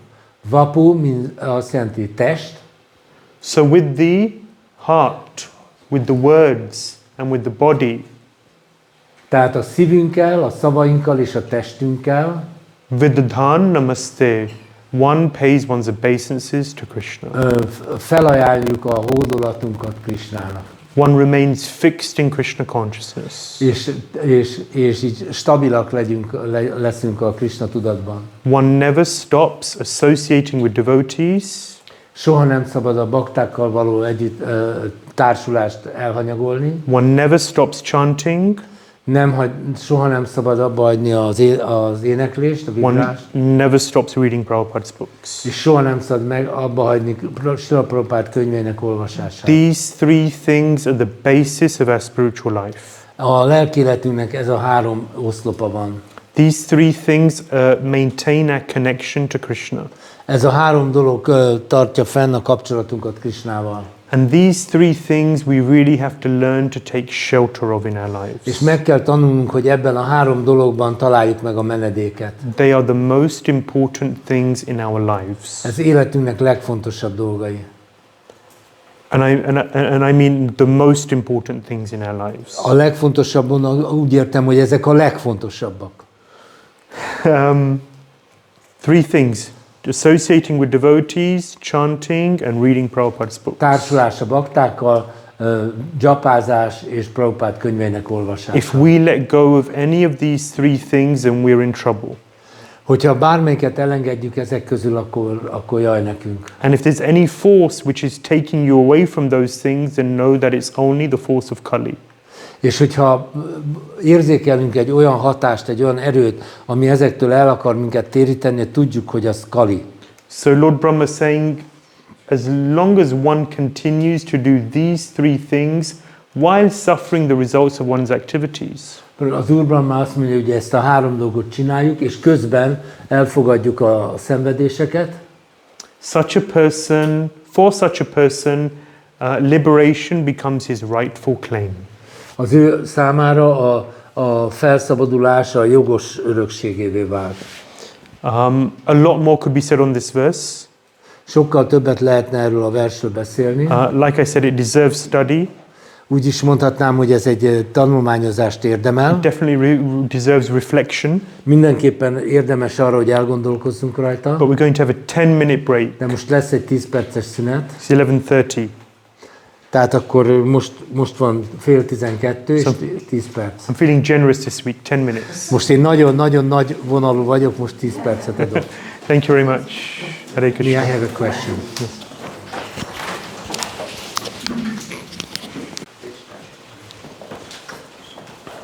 Ready? Okay. So, we continue. Folytatjuk. Dharma the bull is getting all philosophical about life. A Dharma nevű bika elkezdett filozofálni az élettel kapcsolatban. But of course it's obvious to Parikshit Maharaj what is going on here. De Parikshit Maharaj számára nyilvánvaló, hogy mi zajlik ott. The inevitable flow of time. Az időnek az elkerülhetetlen folyása. Kali is entering into his kingdom. Kali belépett a birodalmába. So Parikshit Maharaj, any perpetrator, he has to be given a punishment in accord with his crime. Bármilyen bűntett elkövetőjének a bűnével azonos mértékű büntetésben kell részesülni. And causing such harm to a bull, to a cow, deserves a severe punishment. Aki egy ilyenfajta módon bánt egy bikát vagy egy tehenet, az komoly büntetést érdemel. So Parikshit Maharaj takes his sword out of his sheath. Parikshit Maharaj a hüvelyéből előrántja a kardját, And he's about to kill Kali. és kész arra, hogy megölje Kalit. And then Kali, he surrenders. És akkor Kali meghódol. He says, oh king, please, protect me. Don't kill me. Ó király, kérlek, ments meg, ne ölj meg. You're trying to protect your praja. I'm also one of your praja. I'm also a citizen of your kingdom.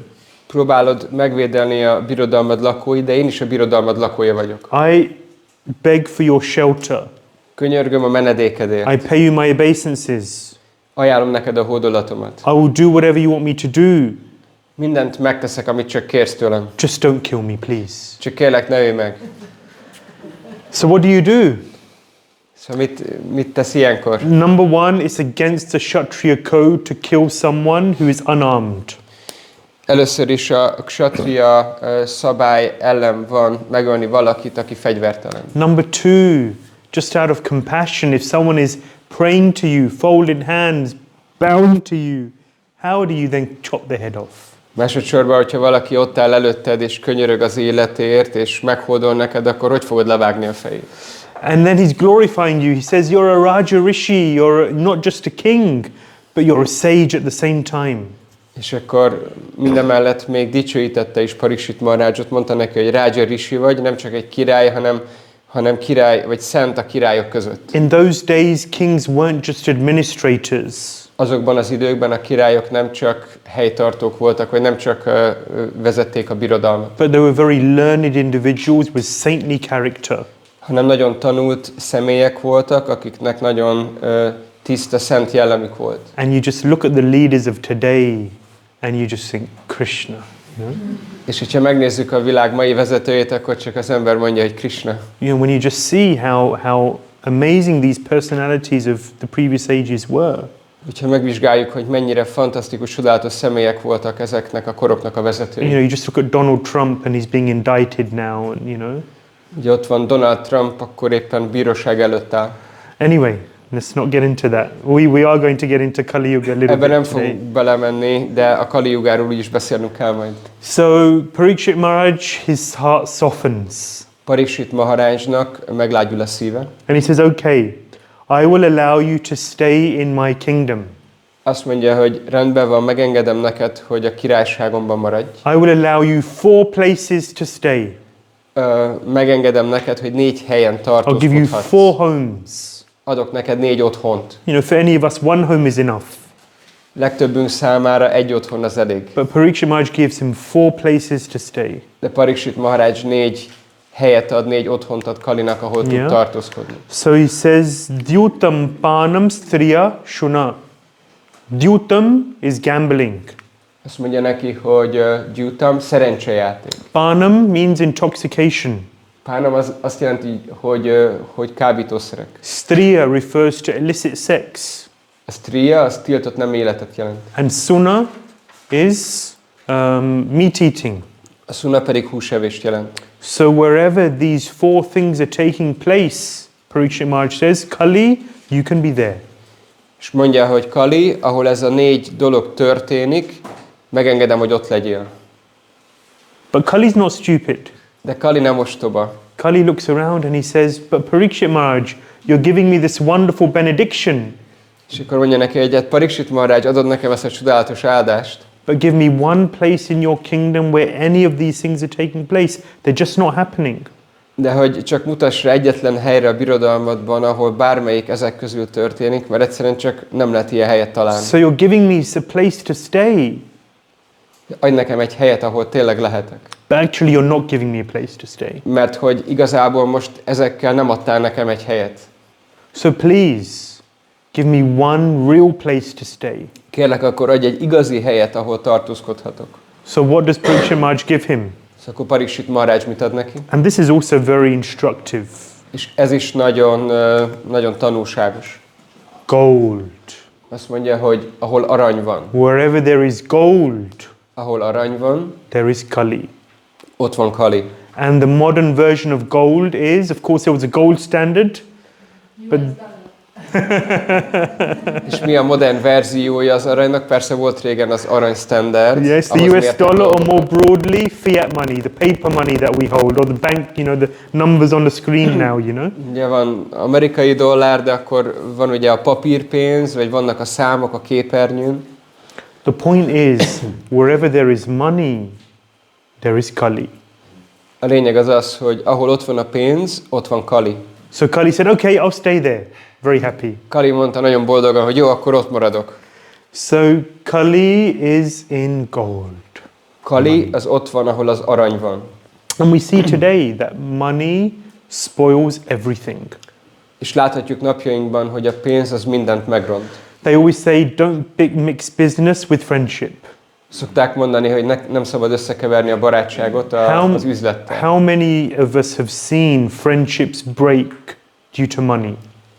Hányszor láttunk arra példát, hogy barátságok bedőlnek az üzlet miatt, vagy pénz miatt? Even families break up because of money. Még családok is elválnak egymástól a pénz miatt. How many of you have seen when parents pass away, there's inheritance, and the brothers and sisters are fighting over the details of how the inheritance will be split? Hányszor láttatok arra példát, amikor meghalnak szülők, és akkor az örökségen az utódok elkezdenek civakodni, és akkor ezért elválnak útjaik, vagy megromlik a kapcsolat? Education is meant to be about the dissemination of knowledge. Az oktatásnak arról kell szólnia, hogy hogyan adjuk át a tudást. And maybe even wisdom, if you're lucky. És hogyha szerencsések vagyunk, akkor a bölcsességet. But instead, in many places, the education system has become a money-making machine. De sajnálatos módon a legtöbb helyen az oktatási rendszer az csak egy pénz létrehozó rendszerré vált. Universities and educational institutions are driven by the money motive. Az egyetemeket és az oktatási intézményeket legtöbb esetben a pénz mozgatja, vagy a pénz hajtja. And educating and enlightening the students is a secondary consideration. És oktatni, felvilágosítani a diákokat, az csak egy másodlagos szempont. If you look at the health system, hogyha megnézzük az egészségügyi rendszert, people's health and well-being, short-term and long-term, is many times again a secondary consideration. Az embereknek a rövid vagy hosszú távú egészsége sok esetben csak egy másodlagos szempont. There's so much financial pressure on health systems across the world that people's health is secondary and money, budgets, targets, they become the focus. Olyan erős pénzügyi nyomás van az egészségügyi rendszereken világszerte, hogy maga az egészség az embereknek az sokszor másodlagos, és előtérben van a pénz és az egész finanszírozás.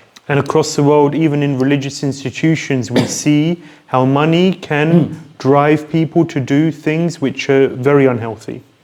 És még vallási intézményekben is lehet látni, hogy a pénz sokszor arra készít embereket, hogy olyan dolgokat tegyenek, amik nagyon egészségtelenek. So they say money is the root of all evil. Szokták mondani, hogy a pénz minden rossznak a forrása. This is confirmed. Ezt ő meg van erősítve. Kali is in money. Kali benne van a pénzben. And therefore, actually, for grahastas, it's very important for them to purify their existence by giving in donation to Krishna. Ezért grihaszták számára nagyon fontos megtisztítani a létezésüket azáltal, hogy adnak Krishnának. Because money can be used to degrade an individual's life. Mert a pénz az azt a célt is be tudja tölteni, hogy hogyan rombol le egy adott embernek az életét. And when an individual gives in donation to Krishna, he is connecting with Krishna. De amikor egy egyén ad Krishnának, akkor ezáltal összekapcsolódik Krishnával. And therefore receiving a certain protection from Krishna from the effects of Kali. És akkor bizonyos mértékű védelemben részesül Kali befolyása ellen. Prabhupada said that he didn't want to save money. Prabhupada mondta ezt a dolgot, hogy ő nem akart pénzt spórolni. He said, if you have money in the bank, spend it on preaching. Prabhupada mondta, hogy ha van pénzed a bankban, költsd a prédikálásra. Because money has the nature to corrupt. Mert a pénznek ott van az a természete, vagy ott van az a késztetése, hogy korrumpáljon valakit. So we have to be very conscious to make sure that if we have access to money in any way, shape or form, we have to be very conscious that Kali is in here. Szóval nagyon tudatosnak kell lennünk arról, hogy ha bármilyen módon hozzáférésünk van pénzhez, vagy forrásokhoz, akkor tudnunk kell, hogy Kali jelen van. And therefore it has the potential to cause my spiritual life problems. I have to be very vigilant. És tudnunk kell, hogy potenciálisan ott van a veszély, hogy ez zavart fog okozni a lelki életembe, ezért nagyon elővigyázatosnak kell lennünk. Yeah. So Jiva Goswami says that Kali is very prominent in a place where money is not used for religious purposes. Jiva Goswami azt mondja, hogy Kali nagyon előtérbe tud kerülni egy olyan helyen, ahol a pénzt nem vallási célból használják. So this is the verse which refers to the 4 places where Kali is allowed to reside. Ez a vers az arról a 4 helyről szól, ami Kalinak meg van engedve, hogy hol lehet. And it really it gives an indication of where the 4 regulative principles come from. És ez Or this is where the 4 regs come from. hát igazából ez az, ahonnan a 4 szabályozó elv is jön. Yeah, so Kali is allowed to reside in these 4 places, and therefore we vow at initiation to not engage in these 4 activities. Kali ezen a 4 helyen tartózkodhat, ezért avatáskor megfogadjuk, hogy távol tartjuk magunkat ettől a 4 dologtól. And these 4 things, they break the 4 legs of Dharma. És ez a 4 dolog, ez képes elpusztítani a dharmának a 4 lábát. Yeah, so we saw that Kali had hacked off 3 of the 4 legs of Dharma, the bull. Láttuk azt, hogy Kali a Dharma nevű bikának 4 lábából 3-at már megsebzett, elkaszált. So Dyutam means gambling. Gyuttam azt jelenti, hogy szerencsejáték. And gambling breaks the leg of truthfulness. A szerencsejáték az az igazmondásnak a lábát töri el. Pānam means intoxication. Pánam azt jelenti, hogy kábítószerek. Intoxication breaks the leg of austerity. A kábítószerezés az a lemondásnak a lábát töri el. When one undertakes intoxication, or when one takes intoxication, then one loses control of one's mind and senses. Amikor valaki kábítószert fogyaszt, akkor elveszíti az uralmat az elmé és az érzékei felett. And austerity means to control the mind and senses. De a lemondás jelenti, hogy kontrolláljuk az érzékeinket és az elménket. Striya means refers to illicit sex. A striya az a törvénytelen nemi életre utal. And that breaks the principle of cleanliness. És ez a tisztaságnak az elvét töri össze. Because illicit sex makes the mind very dirty. Mert a törvénytelen nem élet nagyon bepiszkítja, vagy koszossá teszi a tudatot, az elmét. And encourages one or leads to one engaging in all sorts of other very unclean activities. És ahhoz vezet, hogy az ember más tisztátalan dolgokat is csináljon. And finally, shuna, which refers to meat eating. A suna pedig a húsevésre utal. And this, of course, obviously, it breaks the leg of mercy. És ez nyilvánvaló, hogy a kegyességnek az elvét csorbítja. What is more merciless than killing and eating animals? Mi lehet annál kegyetlenebb, mint állatokat ölni és fogyasztani? So these four activities, they break the four legs of religion. Ez a 4 tevékenység a vallás 4 elvét rombolja le. So in this Kali Yuga, Dharma, the bull, is standing on one leg only. Ebben a Kali Jugában Dharma, a bika már csak egy lábon áll. And that is a leg of truthfulness. És ez pedig az igazmondásnak a lába. But of course that leg is very shaky. De persze ez a láb is nagyon remegős. Because who's truthful these days? Mert napjainkban ki az, aki igazából igazmondó. So as Kali Yuga progresses, we see that truthfulness is also going down, down, down. Ahogy halad előre a Kali Yuga, látjuk azt, hogy az igazmondás is egyre jobban degradálódik. Yeah, so when, it's interesting though, when Bill Clinton was impeached, Nagyon érdekes, hogy amikor Bill Clintont megvádolták, vagy gyanúba keveredett, so he had an affair with this lady Monica Lewinsky. volt egy ügye, egy afférja Monica Lewinskyval. He wasn't impeached because of the affair. Nem azért vonták őt felelősségre, mert volt ez a törvénytelen kapcsolata, He was impeached because he lied about it. hanem azért, mert hogy hazudott erről. So he denied it in a court of law that I did not, but actually he did, and therefore he was impeached because he lied. Szóval, mert hogy a bíróságon hazudott, és azt állította, hogy nem volt ilyen kapcsolata, de igazából volt, és ez volt a probléma. Yeah, so lying is the problem. A hazugság, vagy az igazmondás hiány az a probléma. But it's still so rife in today's age. De napjainkban ez annyira elterjedt. That's Kali Yuga. Kali Yuga van. Some of the symptoms of Kali Yuga, and I don't want to get too depressed here talking about this. Nem akarok túlságosan depressziós légkört teremteni, de itt van néhány szimptomája a Kali Yugának. Yeah, there is a positive ending to all of this. Persze, majd lesz egy pozitív végkicsengés az egésznek. But the Bhagavatam, Srila Prabhupada's purports are pointing towards the negative effects of this age. Srila Prabhupada és a Bhagavatamnak ezek a versei rámutatnak ennek a kornak a negatív jellemzőire. We should take this all very positively. De ezt nekünk nagyon pozitívan kell fogadnunk. Because ultimately what this helps us to do is to realize and understand deeper and deeper that I don't belong here, I don't want to be here. Mert ez segít abban, hogy egyre mélyebben és mélyebben megértsük és megvalósítsuk, hogy nem ez az otthonom és nem ide való vagyok. This place is not my home. Ez a hely, ez nem az én otthonom. I want to be with Krishna. Krishnával akarok lenni. And there are push factors and pull factors. Vannak olyan tényezők, amik húznak bennünket, és vannak, amelyek pedig így nyomnak, vagy taszítanak minket. So the push factors is just realizing what a terrible environment this place is. Ezek a taszító tényezők, ezek azok, amikor megvalósítjuk, vagy meglátjuk, hogy mennyire szörnyű hely ez a világ. Alongside this, we have to think about, meditate on and read about Krishna's name, form, qualities, abode, associates and pastimes. De minden mellett akkor ezzel párhuzamosan nekünk folyamatosan meditálnunk kell Krishnának a keftelésein, a szent nevén, a tettein és a legfelsőbb lakhelyén. If we just focus on all the negative things, then we become very hopeless.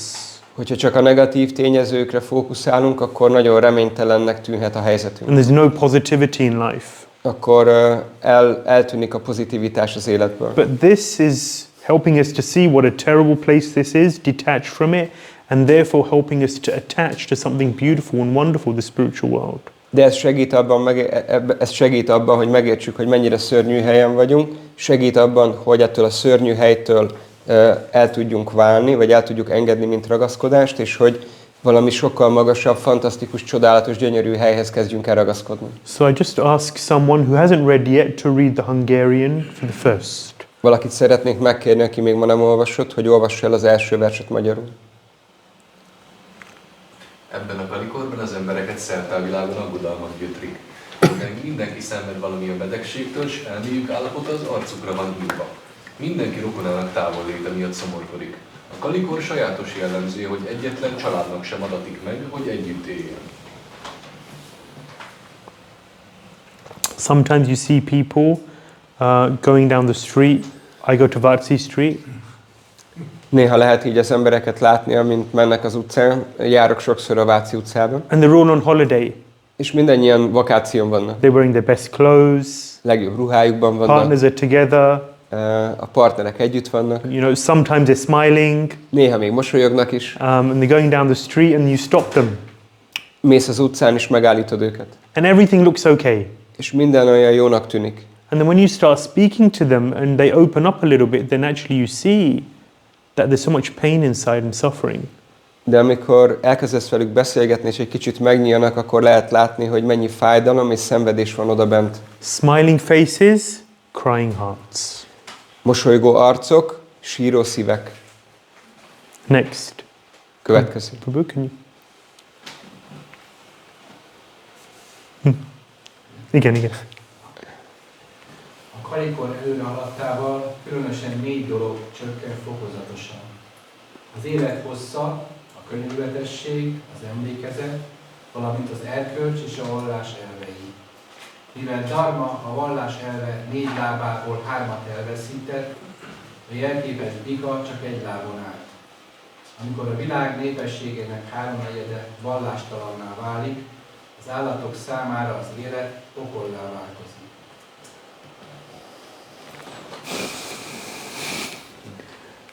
It's true. Obviously. Ez igaz, nyilvánvalóan. When you look at the way the world is functioning, people's lifestyles, the values or the lack of values, it's an animal world. Amikor körbenézünk és látjuk, hogy hogyan működik a világ, hogy milyen értékek vannak, vagy milyen értékek hiányoznak, akkor lehet látni, hogy ez egy állati társadalom. Next. Következő. Someone. Valaki? Mataji? Kaliforniában az Istennek tagadó kultúrák számtalan vallásosnak nevezett társadalmat teremtenek majd, amelyben az Istenség személyiségét nyíltan vagy közvetlenül visszautasítják. A hitetlen emberek társadalma így elviselhetetlenné teszi a világot a józanabbak számára. What's the biggest religion in the world today? Mi a mai világban a legnagyobb vallás? Atheism. Az ateizmus. Or even bigger. Vagy ami még ennél is nagyobb? Consumerism. Fogyasztói szemlélet, vagy fogyasztói társadalom. The biggest religion in the world. Ez a legnagyobb vallás a mai világban. What is the proposal of this religion? És mit mond ez a vallás? If you consume, enjoy, then you'll be happy. Hogyha fogyasztasz, élvezel, akkor boldog leszel. Who is it working for? Kinek működik ez? No one. Senkinek. Who still believes it? Ki az, aki még mindig hisz benne ennek ellenére? Everyone. Mindenki. They have some advertising going on, you know. There's some. Mert hogy ott vannak a hirdetések. And their PR department is very powerful.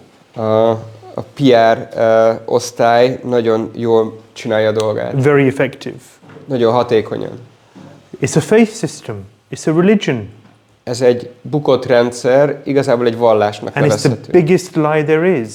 És a legnagyobb hazugság, ami csak létezik. And the majority of the world is believing in it. És a világnak a jó része akkor hisz benne. And they're very good believers, very good followers. És nagyon jó hívők, nagyon jó követők. Very dedicated. Nagyon elkötelezettek. Despite it not working time and time again. Annak ellenére, hogy újra és újra kudarcot van nekik. That's illusion.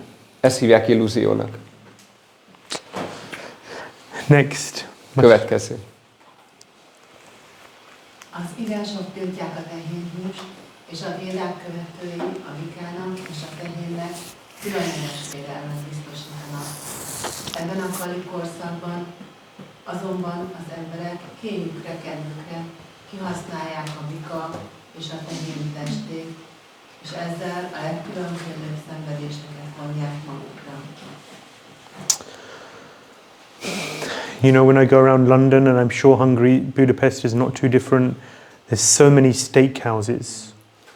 Amikor Londonban járok, és biztos vagyok benne, hogy Budapest sem más igazából, akkor nagyon sok ilyen steak house van, ahol húst árulnak. I remember one of the worst nights of my life. The worst? One of the worst evenings of my life. Emlékszem életem legrosszabb estéjére. I was working in a bank. Bankban dolgoztam. And there was a meal with a client. Volt egy ilyen vacsora az egyik ügyféllel. And they wanted our business.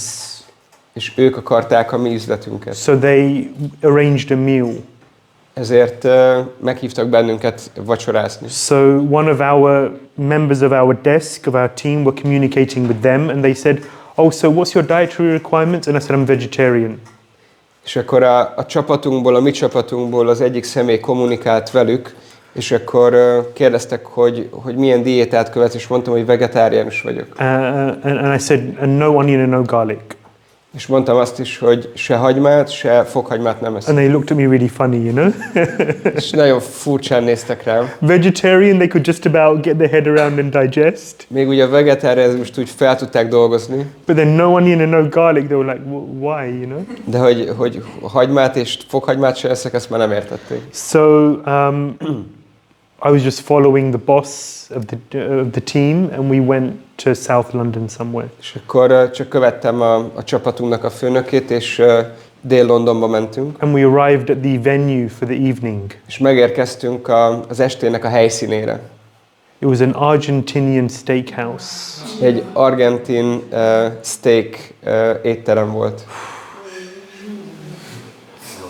It was terrible. Borzasztó volt.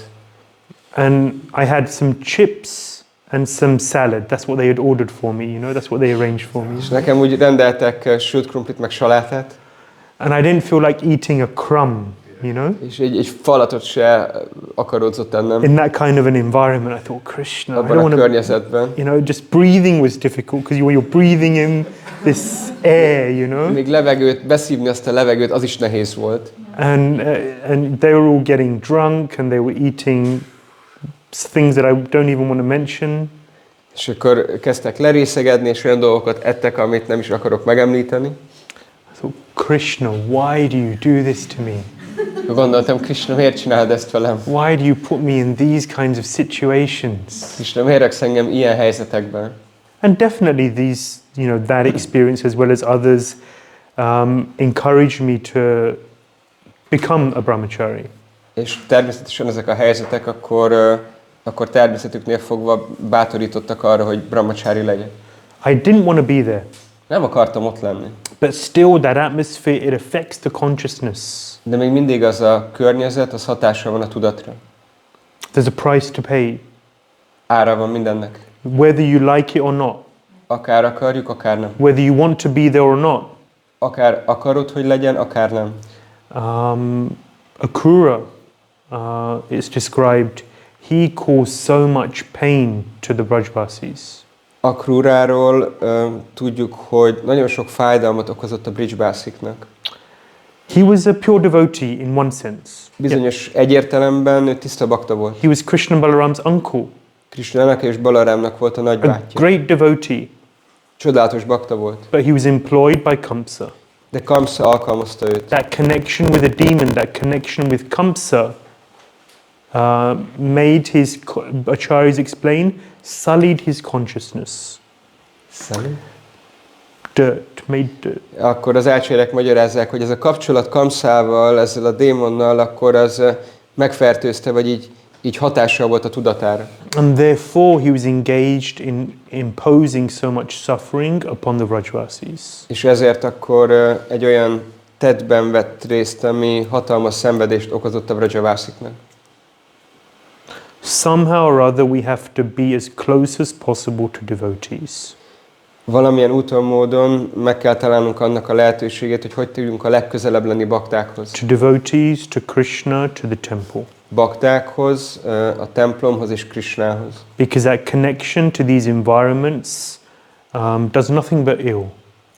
Mert a kapcsolat ezekkel és ezzel a környezettel, akkor ezek nem hatnak ránk negatívan.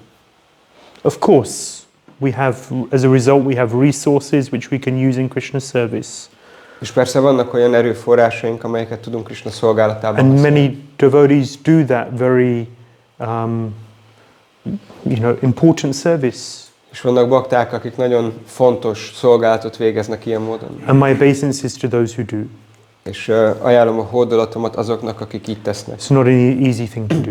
Nem könnyű. Okay. Someone Mataji. A kalikorban a nőket és a gyerekeket a bráhmanákkal és a tehenekkel együtt rendkívül elhanyagolják és védelem nélkül hagyják. A nőkkel létesített tiltott kapcsolat miatt számtalan nő és gyerek marad gondoskodás nélkül. Így aztán a nők megpróbálják függetleníteni magukat a férfiak védelmétől, a házasság pedig csupán formális megegyezés lesz a nő és a férfi között. A legtöbb esetben a gyerekekre sem viselnek majd gondot kellőképpen. So true. Annyira igaz. We see this happening everywhere. Látjuk, hogy mindenhol ez történik. And it only gets worse and worse. És csak egyre rosszabb és rosszabb lesz. People's imaginations on how to try to enjoy and therefore their irresponsibility for any duties increases. Az embereknek a képzelő ereje azzal kapcsolatban, hogy hogyan tudnak élvezethez jutni, és ezzel párhuzamosan a kötelességtudatuk az pedig csökken. Szóval az élvezetre való hajlamuk az nő, a kötelességtudat csökken. Children suffer. Gyerekek szenvednek. They grow up with the same values or samskaras. Ugyanazokkal az értékekkel, samskarokkal nőnek fel. And they give their children an even worse time. És a saját gyereküknek még rosszabb helyzetet teremtenek. And it gets worse and worse and worse and worse. És egyre rosszabb és rosszabb és rosszabb és rosszabb lesz. I see so many depressed faces. Látok nagyon sok elkeseredett arcot. It's the reality. Ez a valóság. Yeah. Next. Következő. Yes, please. A bráhmanák hagyományosan intelligens emberek, és így képesek lesznek elsajátítani a legmagasabb szintű műveltséget, de ami az erkölcsi és a vallási elveket illeti, ők állnak majd a legalacsonyabb szinten. Műveltség és rossz jellem nem illenek egymáshoz, ám ebben a korban elválaszthatatlanak lesznek. Education and bad character go ill together, but such things run parallel. Műveltség és rossz jellem nem illenek egymáshoz, ám ebben a korban elválaszthatatlanok lesznek. So ideally the teacher represents and exhibits perfect character. Ideális esetben a tanár tökéletes jellemet mutat. They represent the knowledge and the values which are being taught. Képviseli azt a tudást, azokat az értékeket, amit tanít. I remember when I was at school, I was young, maybe 9 or 10 years old. Emlékszem, amikor iskolába jártam, olyan 9-10 éves lehettem. And in the class the teacher would give some assignment to do. És hát az órán mindig a tanár ad valamilyen feladatot, amit meg kell csinálni. And sometimes I would finish quickly. És volt, hogy gyorsan befejeztem a feladatot. So the teacher asked me, can you just send this note to the other teacher? És a tanár megkért rá, hogy vigyek el egy üzenetet egy másik tanárnak. And then the other teacher would write a note and then send it back to the teacher, and I was used as a messenger.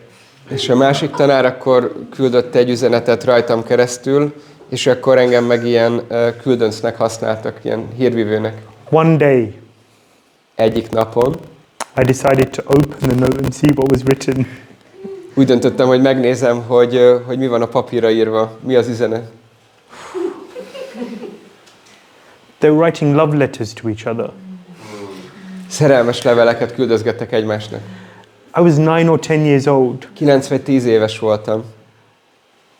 It wasn't a very pleasant experience, let's put it like that. Mondjuk azt, hogy nem volt egy túl kellemes élmény. But it just made me lose faith in the teacher. És ez teljesen lerombolta a tanárba vetett hitemet. Because in my value system, why was I being used as a messenger, number one? Először is miért használnak engem ilyen küldöncnek? Number two, the contents of the message were not very savory, not very cultured, not very nice. Másodszorban az üzenetnek a tartalma az nem volt túl kifinomult, vagy ilyen kellemes, kultúrált. And number three, what is their focus? If they're teaching, then the focus should be on teaching and imparting knowledge upon the students. Harmadsorban mire fókuszálnak, vagy mire figyelnek, amikor tanítanak, nekik azon kell gondolkozniuk, hogy hogyan tudják a tudásukat átadni a gyerekeknek. But their focus was obviously elsewhere. De nyilvánvaló, hogy másra figyeltek, vagy más volt a tudatukban. I haven't told that story before. It's trauma. Nem is meséltem el igazából eddig még soha ezt a traumatikus történetet. It's funny what gets digged up sometimes. Trauma, I mean, it's whatever, This is the Kali Yuga, it's the material world we're living in, Érdekes, hogy néha, hogy mi jön ki az emberbe, vagy mi kerül elő, de hát igen, Kali Jugában ezek a traumák, ezek hétköznapi dolgok. The more we come to terms with the nature of the world that we're living in, the more immunized we become to really being affected by the environment that we're in. Minél inkább tisztába leszünk, vagy tisztába kerülünk az anyagi világnak a valódi természetével, ez annál inkább immunizál bennünket, és annál kevésbé érint meg a jövőben a világnak ez a valódi természet. If you've read and understood the Bhagavatam, then nothing surprises you. Hogyha olvasod és megérted a Bhagavatamot, akkor onnantól nem lehet számodra semmi sem meglepetés.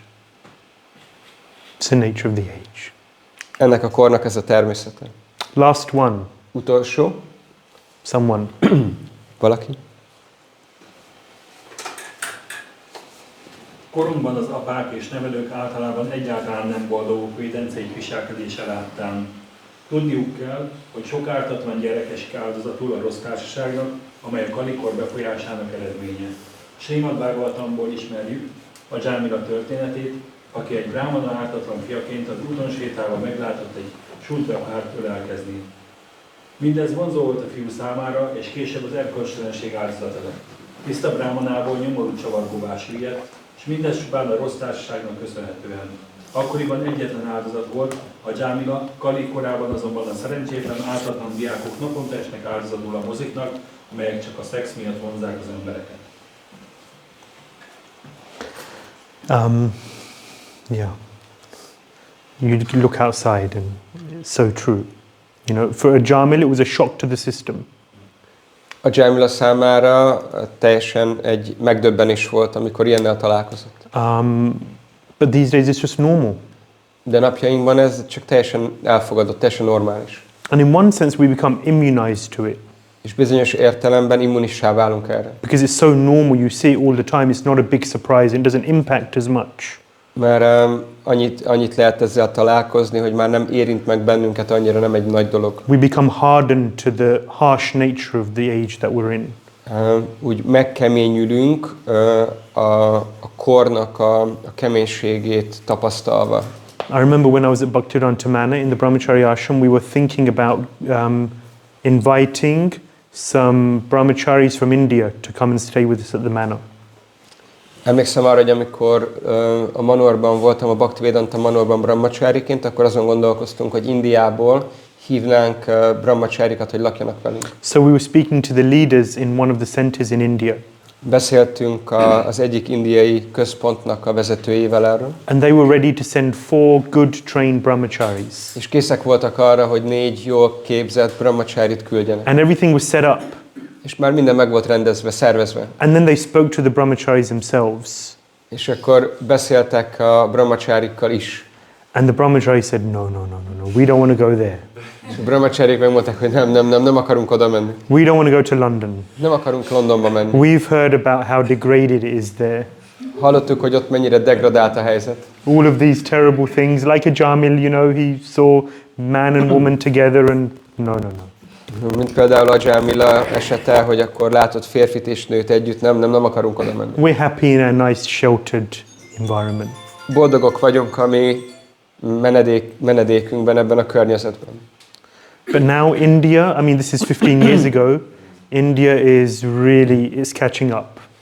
Ez 15 évvel ezelőtt történt, de napjainkban India igazából már felzárkózik. In the past 10 years, I was speaking to one brahmachari from India, one leader, and he was just saying that in the past 10 years, 5 years especially,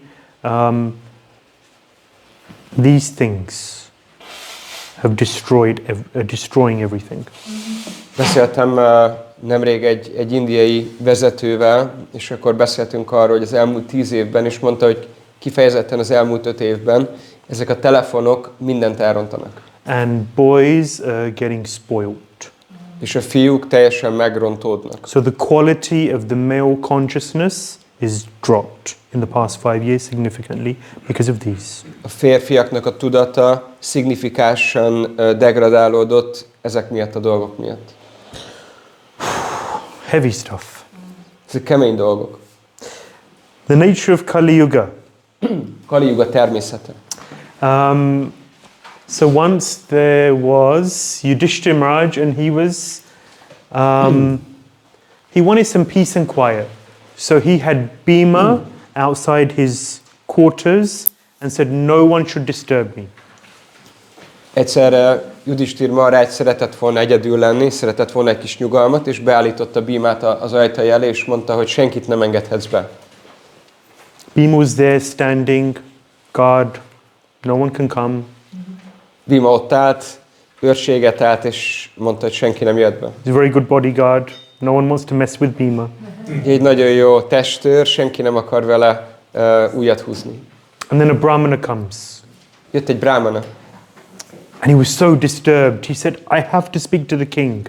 Nagyon zavart volt, és mondta, hogy beszélnem kell a királlyal. Please let me speak to the king. It's very urgent.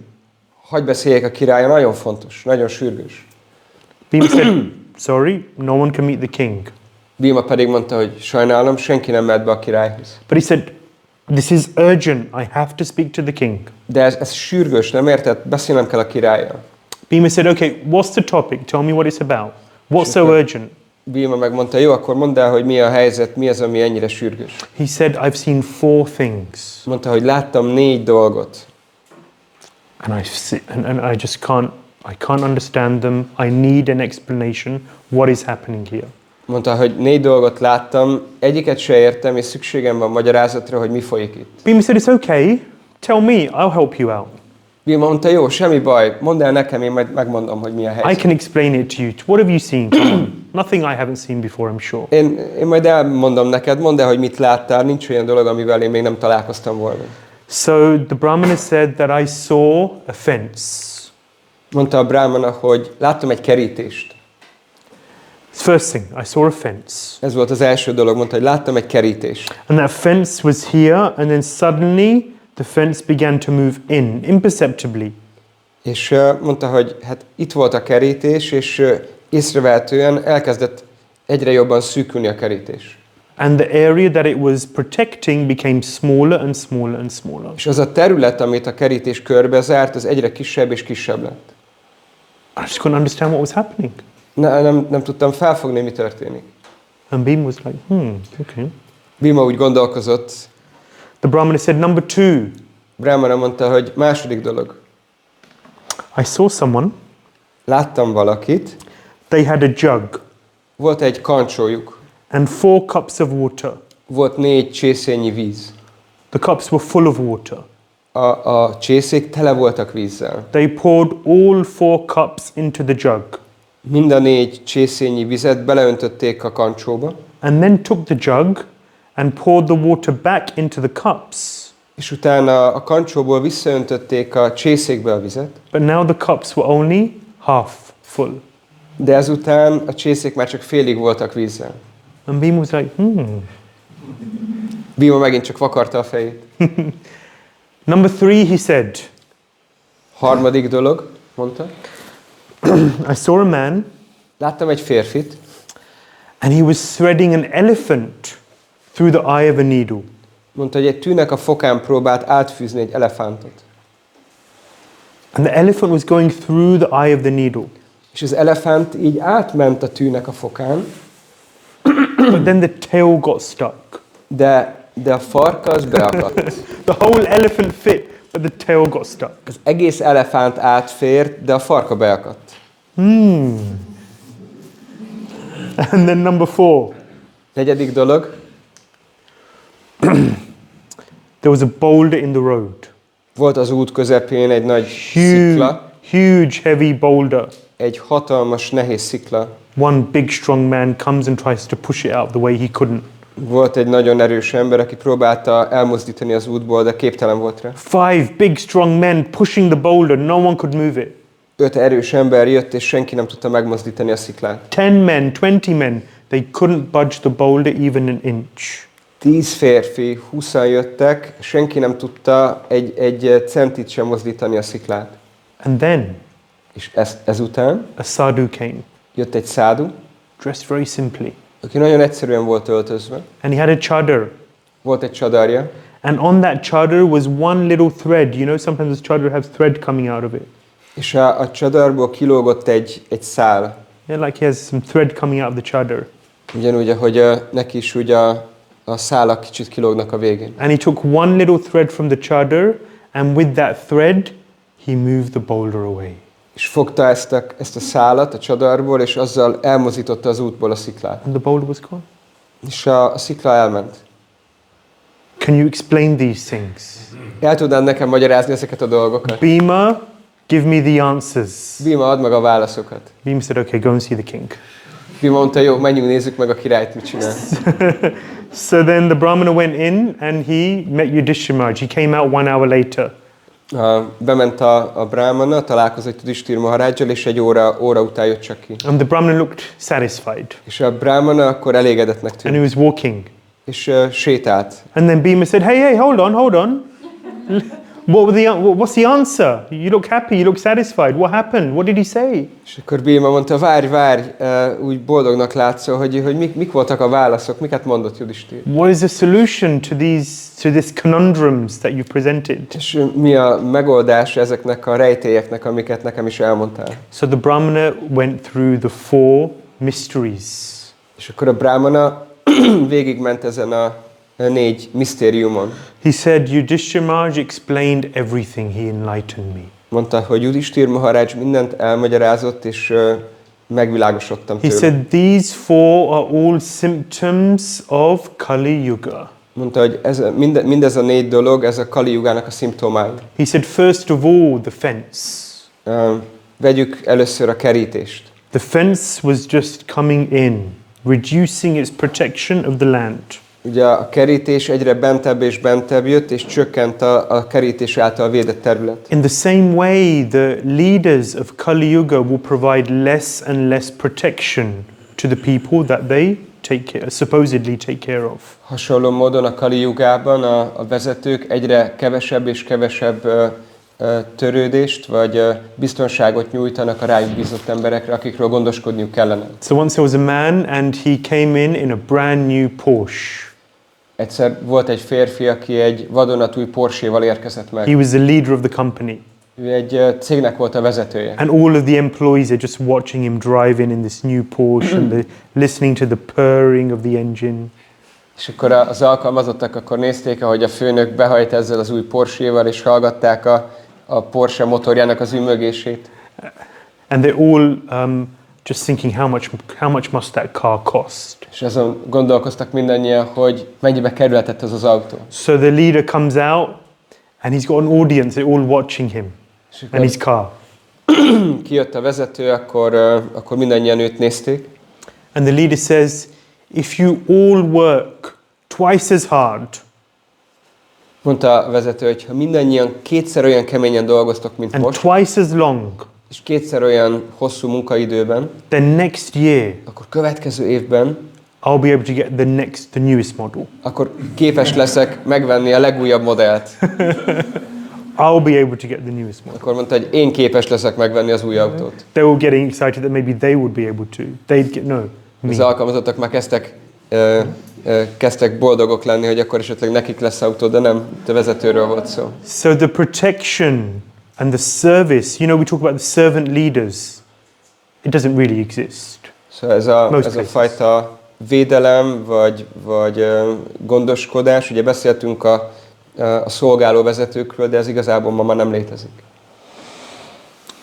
Number 2, the cups and the jug. Ugye a második rejtély, ez a csészék és a kancsó rejtélye volt. 4 full cups of water poured into the jug.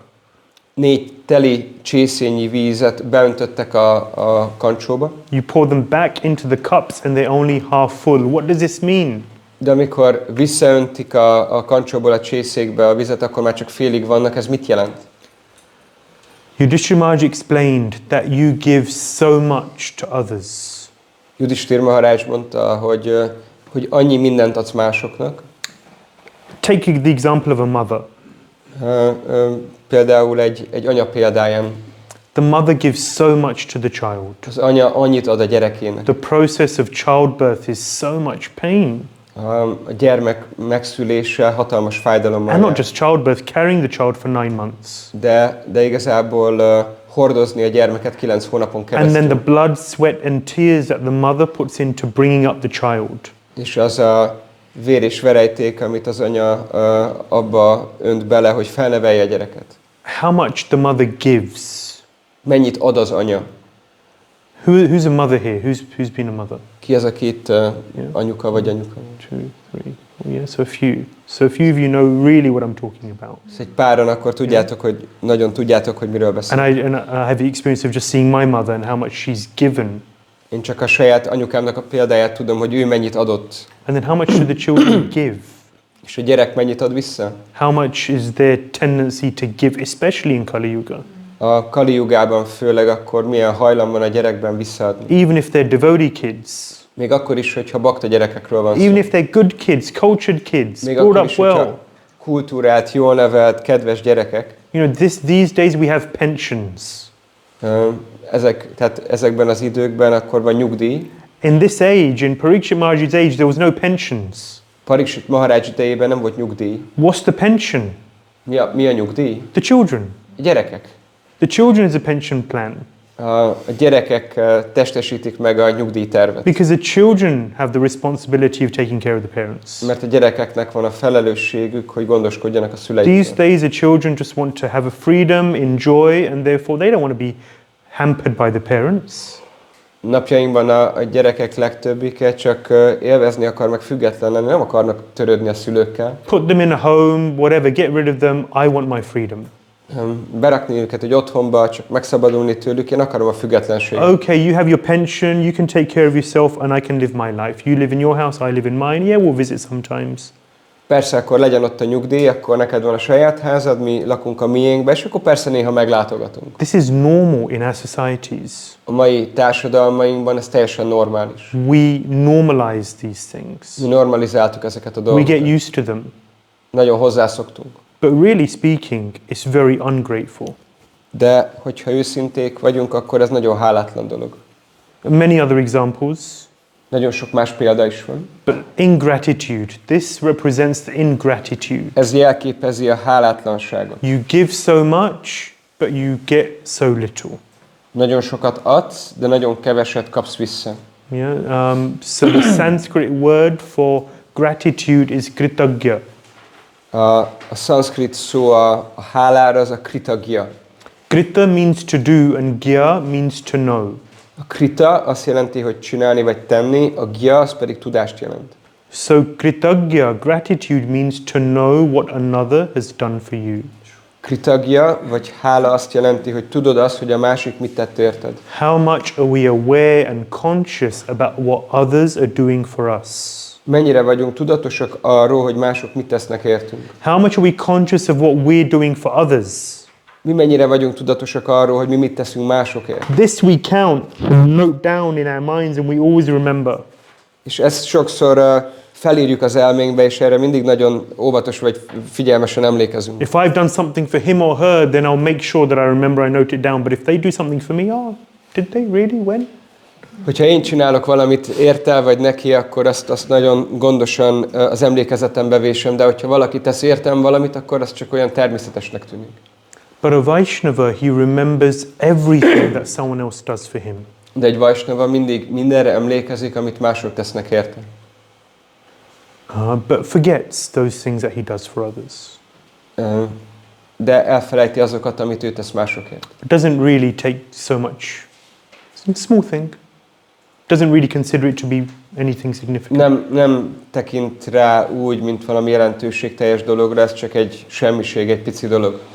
So ingratitude is represented by the cups and the jug. A hálátlanságot képviseli a kancsó és a 4 csésze példája. The elephant through the eye of a needle.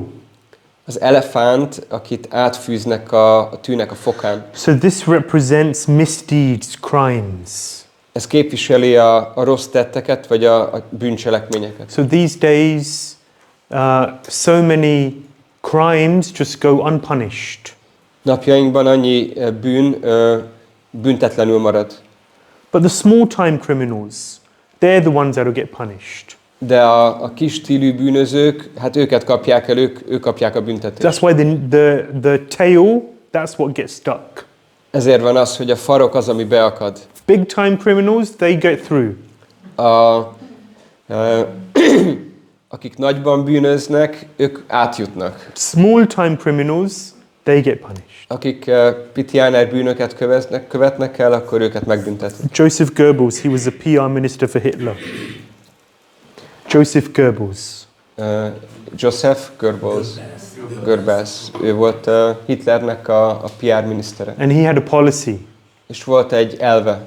He said, if you want to tell a lie, mondta, hogy ha akarsz hazudni, tell a big lie. Akkor mondj egy nagy hazugságot. If you tell a big lie, then people are going to think he wouldn't lie about that.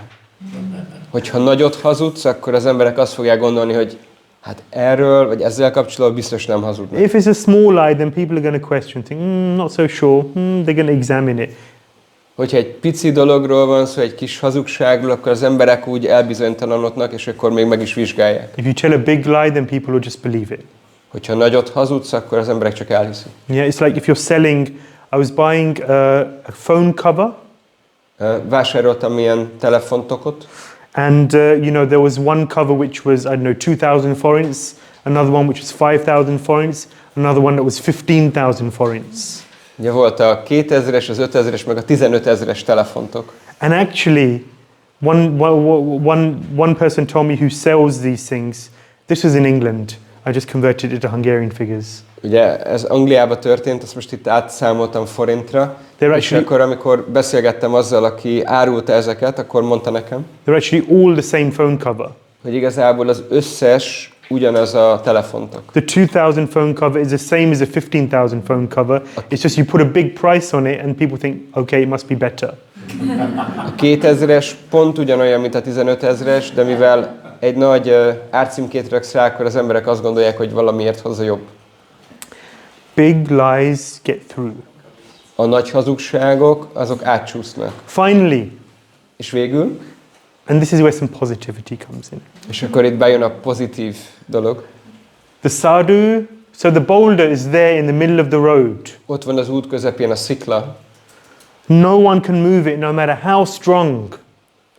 Akármilyen erős, de senki nem tudja megmozdítani. And then the sadhu comes along and just with a thread, he removes the boulder. És akkor jön a szádu, és akkor egy ruhaszállal, vagy egy anyagszálával, akkor csak elmozdítja az útból. How is this possible? What does it mean? Hogyan lehetséges ez? Mit jelent ez? Yudhishthira Maharaj explained that there's a wonderful verse in the Bhagavatam. It's 12:351, 12th canto. Yudhishthira Maharaj mondja, hogy van a Bhagavatamban egy nagyon szép vers, ez a 12. ének 3. fejezetének 51-es verse. Kaler dosha nirirajan asti eko mahan guna kirtana deva krishnasya mukta sangha param vrajed. He said that this Kali Yuga is an ocean of faults. Azt mondja, hogy ez a Kali Yuga, a hibák óceánja. Nothing but negativities and problems as we've seen. Tehát itt tele van hibákkal és problémákkal. There's a huge boulder in the road. Egy hatalmas szikla van az út közepén. You cannot get past it. Amin nem lehet áthatolni. You cannot move forward. Nem tudsz előre haladni. With all this negativity of Kali Yuga, with all of these problems, how can I ever advance in Krishna consciousness? A Kali Yugának ezzel a rengeteg negativizmusával és problémájával hogyan fogok tudni haladni előre a Krishna tudatban. Anyone ever feel like that? There's so many obstacles, so many problems, so many negativities in this environment. How can I ever become Krishna conscious? Éreztetek már valaha így, hogy annyi nehezítő körülmény van, annyi rossz dolog, ami hátráltat bennünket, hogyan fogok én tudni fejlődni a Krishna tudatban? But in this age, hi eko mahan guna. There is one great quality of this age. De ennek a kornak mégis van egy kiváló tulajdonsága. Kirtanad eva Krishnasya, Krishna Kirtan, the holy name of the Lord. Az Úrnak a szent nevének a kirtanája, vagy éneklése. And it seems so insignificant, like the thread of a chadar. És olyan semmisnek, vagy jelentéktelennek tűnik, mint egy csadarnak az egyik szála. Just some words, just a mantra, some sound. Csak néhány szó, egy mantra, egy kis hang. But this is the hope. De ez a remény. This is the Mahan Guna, the great quality of this age. Ez a Mahan Guna, vagy ennek a kornak a nagyszerű tulajdonsága. Mukta Sangha Param. This can give us liberation, ultimate liberation, Goloka Vrindavan. Ez meg tudja adni a végső felszabadulást, eljuttat bennünket Goloka Vrindavanba. So this is the one hope of this age, the saving grace. Ez a mentőv, ez a kornak a legjobb tulajdonsága. So Bhima was enlightened. Bhima akkor megvilágosodott. And the Brahmana went home happy as well. És a Brahmana is boldogan ment haza. And this is really the saving grace is Chaitanya Mahaprabhu's mercy. És ez a mentőv, ez Chaitanya Mahaprabhunak a kegye. You know, once there was a devotee and he was saying Kali Yuga, Kali Yuga, Kali Yuga. Once there was a devotee and he was saying. Volt egyszer egy bakta, aki mondta ezt, hogy Kali Yuga, Kali Yuga, Kali Yuga. Just like we've been doing, Kali Yuga this, Kali Yuga that. Ahogy mi is szoktuk, hogy akkor Kali Yuga így, Kali Yuga úgy. And all of the negativities that come with it, and it's so depressing. És az a rengeteg negativizmus, ami ezzel együtt jár, és ez nagyon lehangoló. And then a devotee said, it's not Kali Yuga, this is Chaitanya Yuga. Akkor a bakta mondta, hogy ez nem is Kali Yuga, hanem Chaitanya Yuga. This is the age of Sri Chaitanya Mahaprabhu, the age of unlimited mercy. Ez Chaitanya Mahaprabhunak a kora, a végtelen, a határtalan kegynek a kora. What is Kali Yuga in the face of Chaitanya Mahaprabhu's mercy? Nothing. Szembeállítva a Kali Yugát Chaitanya Mahaprabhu kegyével, akkor mi a Kali Yuga? Igazából semmi. This is the age where when you're in Mayapur Dham, you sleep, it's considered to be paying obeisances.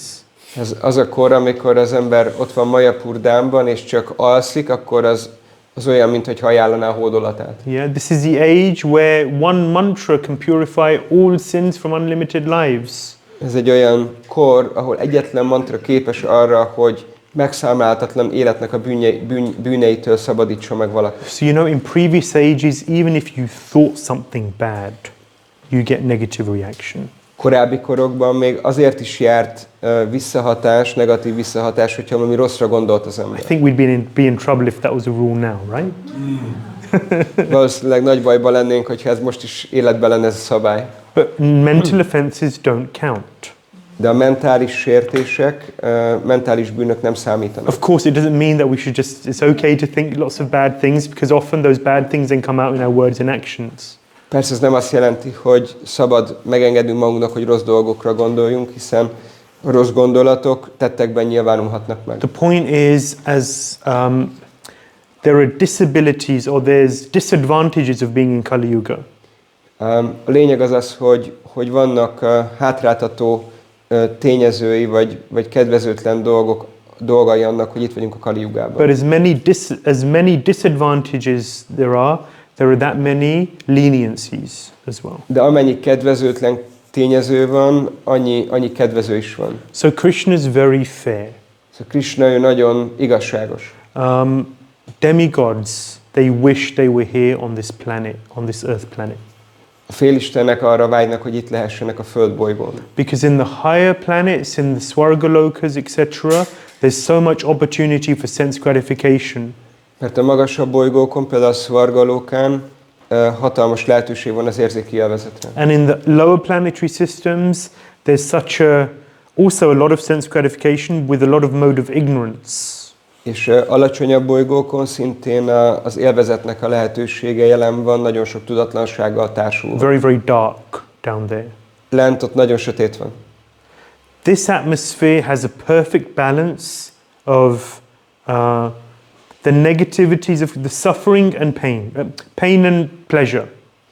Ez a hely, ahol most vagyunk, ennek egy tökéletes egyensúlyban van a boldogság és a szenvedés. You get some pleasure, Az ember részesülhet valamennyi élvezetben, but then you get some pain to remind you that, hey, you don't belong here. de aztán jár valamennyi szenvedés is, hogy ne felejtsük el, hogy nem ide tartozunk. And the pain is a little more than the pleasure. És a szenvedés egy picit több, mint a boldogság. Just to give you that nudge that you need. Hogy csak megadja azt az ösztönzést, amire szükségünk So van. there's a perfect kind of balance here. Itt van egy ilyen tökéletesnek tekinthető egyensúly. The kind of environment that we need to say, I don't belong here, I want Krishna. Az a fajta környezet, ami arra késztet bennünket, hogy megértsük, hogy nem ide tartozom, hanem Krishnát akarom. And therefore I have to take shelter of the holy name. Ezért nekem menedéket kell vennem a szent neveknél. I have to access this bliss that Chaitanya Mahaprabhu feels. Hozzá kell valahogy férnem ahhoz a boldogsághoz, amelyet Chaitanya Mahaprabhu tapasztal. When Chaitanya Mahaprabhu took initiation from Ishvara Puri, Amikor Chaitanya Mahaprabhu avatást fogadott el Ishvara Puritól, he was asking his guru, he says, Kiba mantra diya gosai, kiba tarapal, japite mantra, karila pagal. He says, what is this mantra you've given me? akkor kérdezte a guruját, hogy mi ez a mantra, amit adtál nekem. This mantra is driving me crazy. Megőrít ez a mantra. I can't control myself. Nem tudok uralkodni magamon. I can't control the ecstasy whilst I'm chanting this mantra. Nem tudok uralkodni azon az extázison, amit akkor tapasztalok, amikor ezt a mantrát énekelem. Kiba tarabal, what is the power of this mantra? I can't understand, but it's amazing whatever it is. Milyen hatalma van ennek a mantrának, ezt fel nem foghatom, de nagyon lenyűgöző. So that's the bliss of Chaitanya Mahaprabhu. Ez Chaitanya Mahaprabhunak a boldogsága. So how do we immunize ourselves against Kali Yuga? Number one, we have to practice Krishna consciousness. Hogyan tudjuk magunkat immunizálni, vagy megvédeni magunkat a Kali Yugától? Először is gyakorolnunk kell a Krishna tudatot. We have to cultivate deep Krishna consciousness. Nagyon mély Krishna tudatot kell kultiválnunk. First and foremost, we have to chant the holy names with focus and attention. Odafigyeléssel és fókuszáltan kell énekelnünk a szent nevet. And the second thing is we have to distribute the overflow. És ami szintén nagyon fontos, hogy amit tapasztalunk, ezt meg kell osztanunk másokkal is. Yeah, we have to share Krishna consciousness with others. Meg kell osztanunk másokkal a Krishna tudatot. And there are so many ways of doing that. És ezt annyiféle módon lehet megtenni. But that also gives us the mercy of Sri Chaitanya Mahaprabhu. De ez is megadja nekünk Sri Chaitanya Mahaprabhunak a kegyét. And our personal practice and our efforts to share Krishna consciousness both overlap and support one another. És a személyes törekvésünk gyakorolni a Krishna tudatot, és a prédikálás, akkor ezek átfedik egymást és erősítik egymást. And in this way, despite the very negative, seemingly unconducive environment that we're in, és annak ellenére, hogy látszólag egy nagyon kedvezőtlen, nagyon rossz körülményben vagyunk, we remain protected, akkor védelemben maradunk, sheltered, menedékben maradunk, and blissful in Krishna consciousness. És boldogok tudunk maradni a Krishna tudatban. By the mercy of Lord Gauranga, Chaitanya Mahaprabhu. Az Úr Gauranga, Chaitanya Mahaprabhu kegyéből. Dānitai Vijay Gauranga's. Dānitai Vijay Gaurangának a kegyéből. Thank you. Köszönöm. Any questions? Van-e kérdésetek? Comments? Hozzáfűzésetek? Machi. Most magyarul, nekem az lenne az egyik kérdésem, hogy vajon az arany, vagy a pénze az, ami rossz, bűnös, vagy pedig az, hogy az embereknek nincs a szíve nem tiszta. Tehát mindenkorban gondolom, régi Indiában is azért volt valami exchange, tehát ez a valami váltottak, csereberéltek. Ez a kérdésem. Is money or gold itself sin, or it's more the sinful mentality of the person? Because in earlier ages there must have been some exchange and these things. Yes. Nothing in and of itself is bad. önmagában semmi sem rossz. The key is, the question is, how do we engage with that thing? A kérdés az, hogy hogyan viszonyulunk egy adott dologhoz. So Krishna says, Kamosmi. Krishna mondja ezt a dolgot. Yeah. He says, I am sex life, which is not against religious principles. Mondja azt, hogy én vagyok az a nem élet, ami nem ellenkezik a vallás elveivel. So we said striya, it's illicit sex. De akkor említettük a striát, vagy a törvénytelen tiltott nem életet. But that sex life which is in service to Krishna, for procreation, for bringing Krishna conscious children forth, this is allowed. De az a nemi élet, ami Krishnát szolgálja azzal, hogy Krishna tudatos gyermekeket hívunk ebbe a világba, ez rendben van. And not just allowed, this is Krishna. És ez nem csak, hogy engedélyezett, hanem ez maga Krishna. So the key is, what is our purpose? What is our intention? A kérdés az, hogy mi a mi célunk, mi a mi szándékunk. So if we use Lakshmi, money, in the service of the Lord, hogyha a Lakshmit vagy a pénzt azt az Úrnak a szolgálatában then it's perfect. Akkor tökéletes. Once Srila Prabhupada was, he saw an article of some Buddhist monk. Egyszer Srila Prabhupada látott egy újságriportot, vagy újságcikket egy buddhista szerzetessel. There was a little cartoon, the devotee showed Prabhupada a little cartoon of a Buddhist monk. Egy bakta mutatta meg, ez egy ilyen rövid képregény volt, egy ilyen buddhista szerzetessel. And it was a monk, and there was a pile of gold coins, and the monk was... Volt egy buddhista szerzetes, és volt egy ilyen rakás arany, és így csinált az arany felé. He's detached, Mert ő elkülönült volt. I don't want. Prabhupada said, draw a cartoon of me, and you'll have me like this with the... És akkor mondta a baktának Prabhupada, hogy ha rólam rajzolnának képregényt, akkor én így viszonyulnék az aranykupachoz. Why? De miért? Prabhupada was Paramahamsa.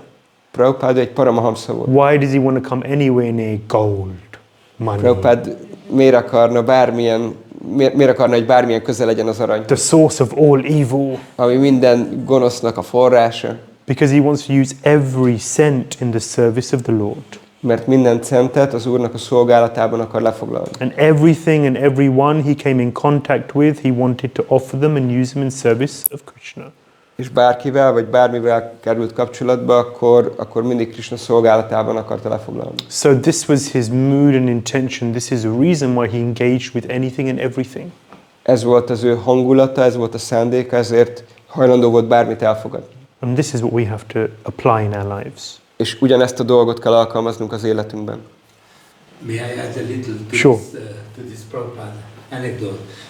Prabhupada also was using the financial success of ISKCON in preaching, especially when he was preaching to Indians.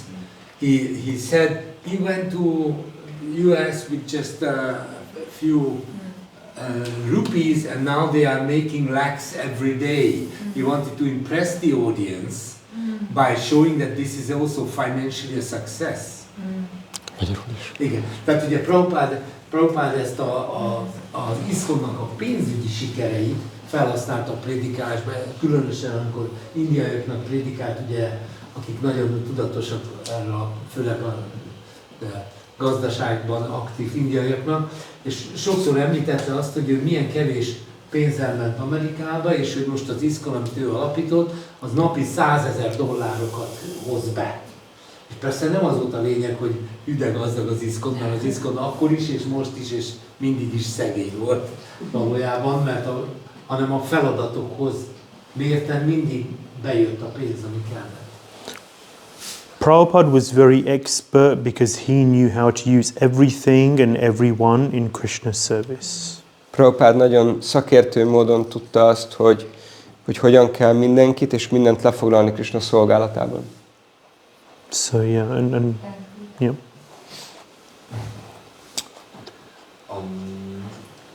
If one is unsure about if one, my example, so yeah, so I'm not exactly sure if I feel death. How can I test it? Is there a test for that? A test for death. Yeah, I mean, is it possible? Is it possible to decide? Yeah. Decide what? So like if I fear death or not, because I'm just unsure, because you said that it's a basis thing for most persons, but I thought about it for if I fear death or not, but I just feel fear of death, you mean? Yeah. Uh-huh. Elmondanád magyarul is? Tehát, hogyha nem tudom eldönteni magamtól azt, hogy félek-e a haláltól, akkor mi alapján tudom ezt eldönteni, hogy most félek-e a haláltól, vagy sem? Igen, because ignorance coming and like, Lemész a sikátorokban, a sötét sikátorokban, egyszerűen. A félelem az. I think, you know, you could try to be like one of the yogis who goes to the cremation ghat, you know, something nice. and just watch. Elmehetsz hasonlóan a jogikhoz, ehhez a hambasztó helyre, és akkor ott nézelődhetsz. And just watch people going up in smoke. És végignézheted, hogy az emberek füsté válnak. And just reflect on death. És csak meditálj így a halálon. Have you had anyone leave their body in your family, someone close? Volt már olyan, hogy valaki a családodban, aki közel állt hozzád, elhagyta a testét? Right. You know, so when one experiences death of a loved one, it also helps just to bring that element of reality to one's life. Amikor valaki elveszít valakit a szerettei közül, akkor a valóságnak ezt az elemét be tudja hozni az életében. I remember there was one pujari who was a Prabhupada disciple at Bhaktivedanta Manor, and he stayed with us. Emlékszek egy pujárira, aki egy Prabhupada tanítvány volt, ő ott lakott velünk a manorban. His name was Jivapati Prabhu. Jivapati Prabhunak hívták. And he was at the manor for maybe 30 years before that he was in America. 30 évet ott volt már a manorban, előtte Amerikában volt. And he was getting sicker and sicker. És egyre betegebb és betegebb. He worked extremely hard. Nagyon keményen dolgozott. He taught me pujari service. Ő tanította nekem a pujari szolgálatot. He never said anything. Soha sem mondott semmit. You just had to follow what he did. Akkor csak így követni kellett, amit csinált. When he did something wrong, then he'd just go correct it, and you'd have to be sharp enough to watch him correct it and learn from what he was doing. You know? És amikor valamit rosszul csináltál, akkor csak kijavította, és elég éles eszűnek kellett lenned, hogy akkor észrevett, hogy mit javított ki, és akkor utána már jól csináld. And in his final weeks and months, he was getting weaker and weaker, could do less and less service. Utolsó heteiben és hónapjaiban egyre gyengébb és gyengébb lett, így egyre kevesebb és kevesebb szolgálatot tudott végezni. And I spent quite a lot of time taking him to hospital and caring for his needs. És elég sok időt töltöttem azzal, hogy kórházba hordtam és gondoskodtam a szükségleteiről. Speaking to the doctors and arranging things for him. Az orvosokkal rendeztem el dolgokat. And then eventually he left his body. És végül elhagyta a testét. And I was one of the 4 pallbearers, you know, sort of carrying his coffin. És én voltam azon 4 baktának az egyike, akik vittük a koporsóját. And for me that was my first experience of being so close to death. Számomra ez volt az első élmény, amikor én nagyon közel voltam a halálhoz. And being involved in someone's departure. És amikor úgy részese lehettem valakinek az eltávozásában. And that definitely allowed me to see the whole topic with a different kind of reality. És ez lehetővé tette a számomra, hogy ezt az egész témát egy más módon értsem meg, vagy tudjam szemlélni. Of course you can read about it, you can hear about it and so on, but when you experience it right there in front of you with someone you've known and so on, it's a different experience. Persze lehet róla olvasni, meg lehet róla gondolkozni, de amikor megtapasztalod, amikor valaki ott hagyja el a testét a szemed előtt, az más. But definitely something that is useful for devotees to reflect on, just to bring that reality and urgency to our spiritual lives. De mindenképpen egy hasznos dolog erről így gondolkozni, hogy ezt a sürgősség érzést és az élet valódi céljának a megélését, akkor ugye az ember egyre jobban tudja behozni az életet. And the clarity and so on, whatever else we spoke. És mindazokról a dolgokról, amiről beszéltünk, tehát a tisztánlátást és ezeket a dolgokat. And that's really what Bhagavatam is about. Mert a Bhagavatam végső soron erről szól. You know, it's a preparation for death. Ez egy felkészítés a halálra. Yeah. So we spoke about how Ramayana is about leading. Beszéltünk arról, hogy a Rámajána az arról, hogy hogyan kell vezetni ebben a világban. Mahabharata is about living. Mahabharata arról, hogy hogyan kell élni ebben a világban. And Bhagavatam is really, okay, what do I do? Antakale chamameva smaran muktakale. I have to remember Krishna at the end of this life. A Śrīmad-Bhāgavatam pedig erről szól, hogy hogyan tudok Krishnára emlékezni a halál pillanatában. So the scriptures bring this topic up again and again. A szentírások újra és újra felhozzák ezt a témát. And as we read it and we get mercy, it becomes more and more of a reality for us. És minél többet gondolkozunk erről, és minél több kegyet kapunk, ez annál inkább valóságá válik. Okay. Prabhus, Maharaji, thank you very much for your attention. Kedves Prabhuk és Matajik, nagyon szépen köszönöm a figyelmeteket. I want to thank you all for participating in this course. Nagyon szépen köszönöm nektek, hogy részt vesztek ezen az előadássorozaton. I'm speaking and speaking. Én csak beszélek és beszélek. But as I'm speaking and, making the slides, I'm also imbibing more and more of Bhagavatam also. De hogy így beszélek és készülök ezekkel a diákkal, akkor én is egyre jobban be tudom fogadni a Bhagavatamot. It's also a nourishing experience for me. Számomra ez egy nagyon jó tapasztalat, nagyon tápláló élmény. And if you weren't interested in being here, then I wouldn't have this service to do. És hogyha titeket ez nem érdekelne, akkor nekem nem lenne most ez a szolgálatom. So I'm grateful to you for showing the interest of coming. Nagyon hálás vagyok nektek, hogy az érdeklődéseteket fejezitek ki. And yeah, let us continue next week. Folytassuk még a jövő héten. With the final session of az this. utolsó előadással. So today, Parikshit Maharaj and Kali Yuga. Ma beszéltünk Parikshit Maharajról és a Kali Yugáról. The depressing Kali Yuga. A Kali Yugáról, ami egyre inkább elkeserítő. Which ultimately isn't so depressing. Ami végül nem annyira elkeserítő. And next week we'll be hearing about how Parikshit Maharaj is cursed. És jövő héten hallhatunk arról, hogy hogyan átkozták meg Parikshit Maharajot. And his response to that curse. És hogy hogyan reagál erre az átokra. Look forward to seeing you all for that last session next week. Remélem, hogy tudunk találkozni jövő héten az utolsó alkalommal. Granth Śrīmad-Bhāgavatam ki Jai. Srila Prabhupada ki Jai. Ribhuvana Sundar Shri Radhasham Sundar ki Jai. Shri Siddhanitai Vijay Gauranga ki Jai. Nittai Gaur Premanandi Hari Bol. Ānanda Caitanya Prabhu ki Gaura Bhakta Brinda ki Jai.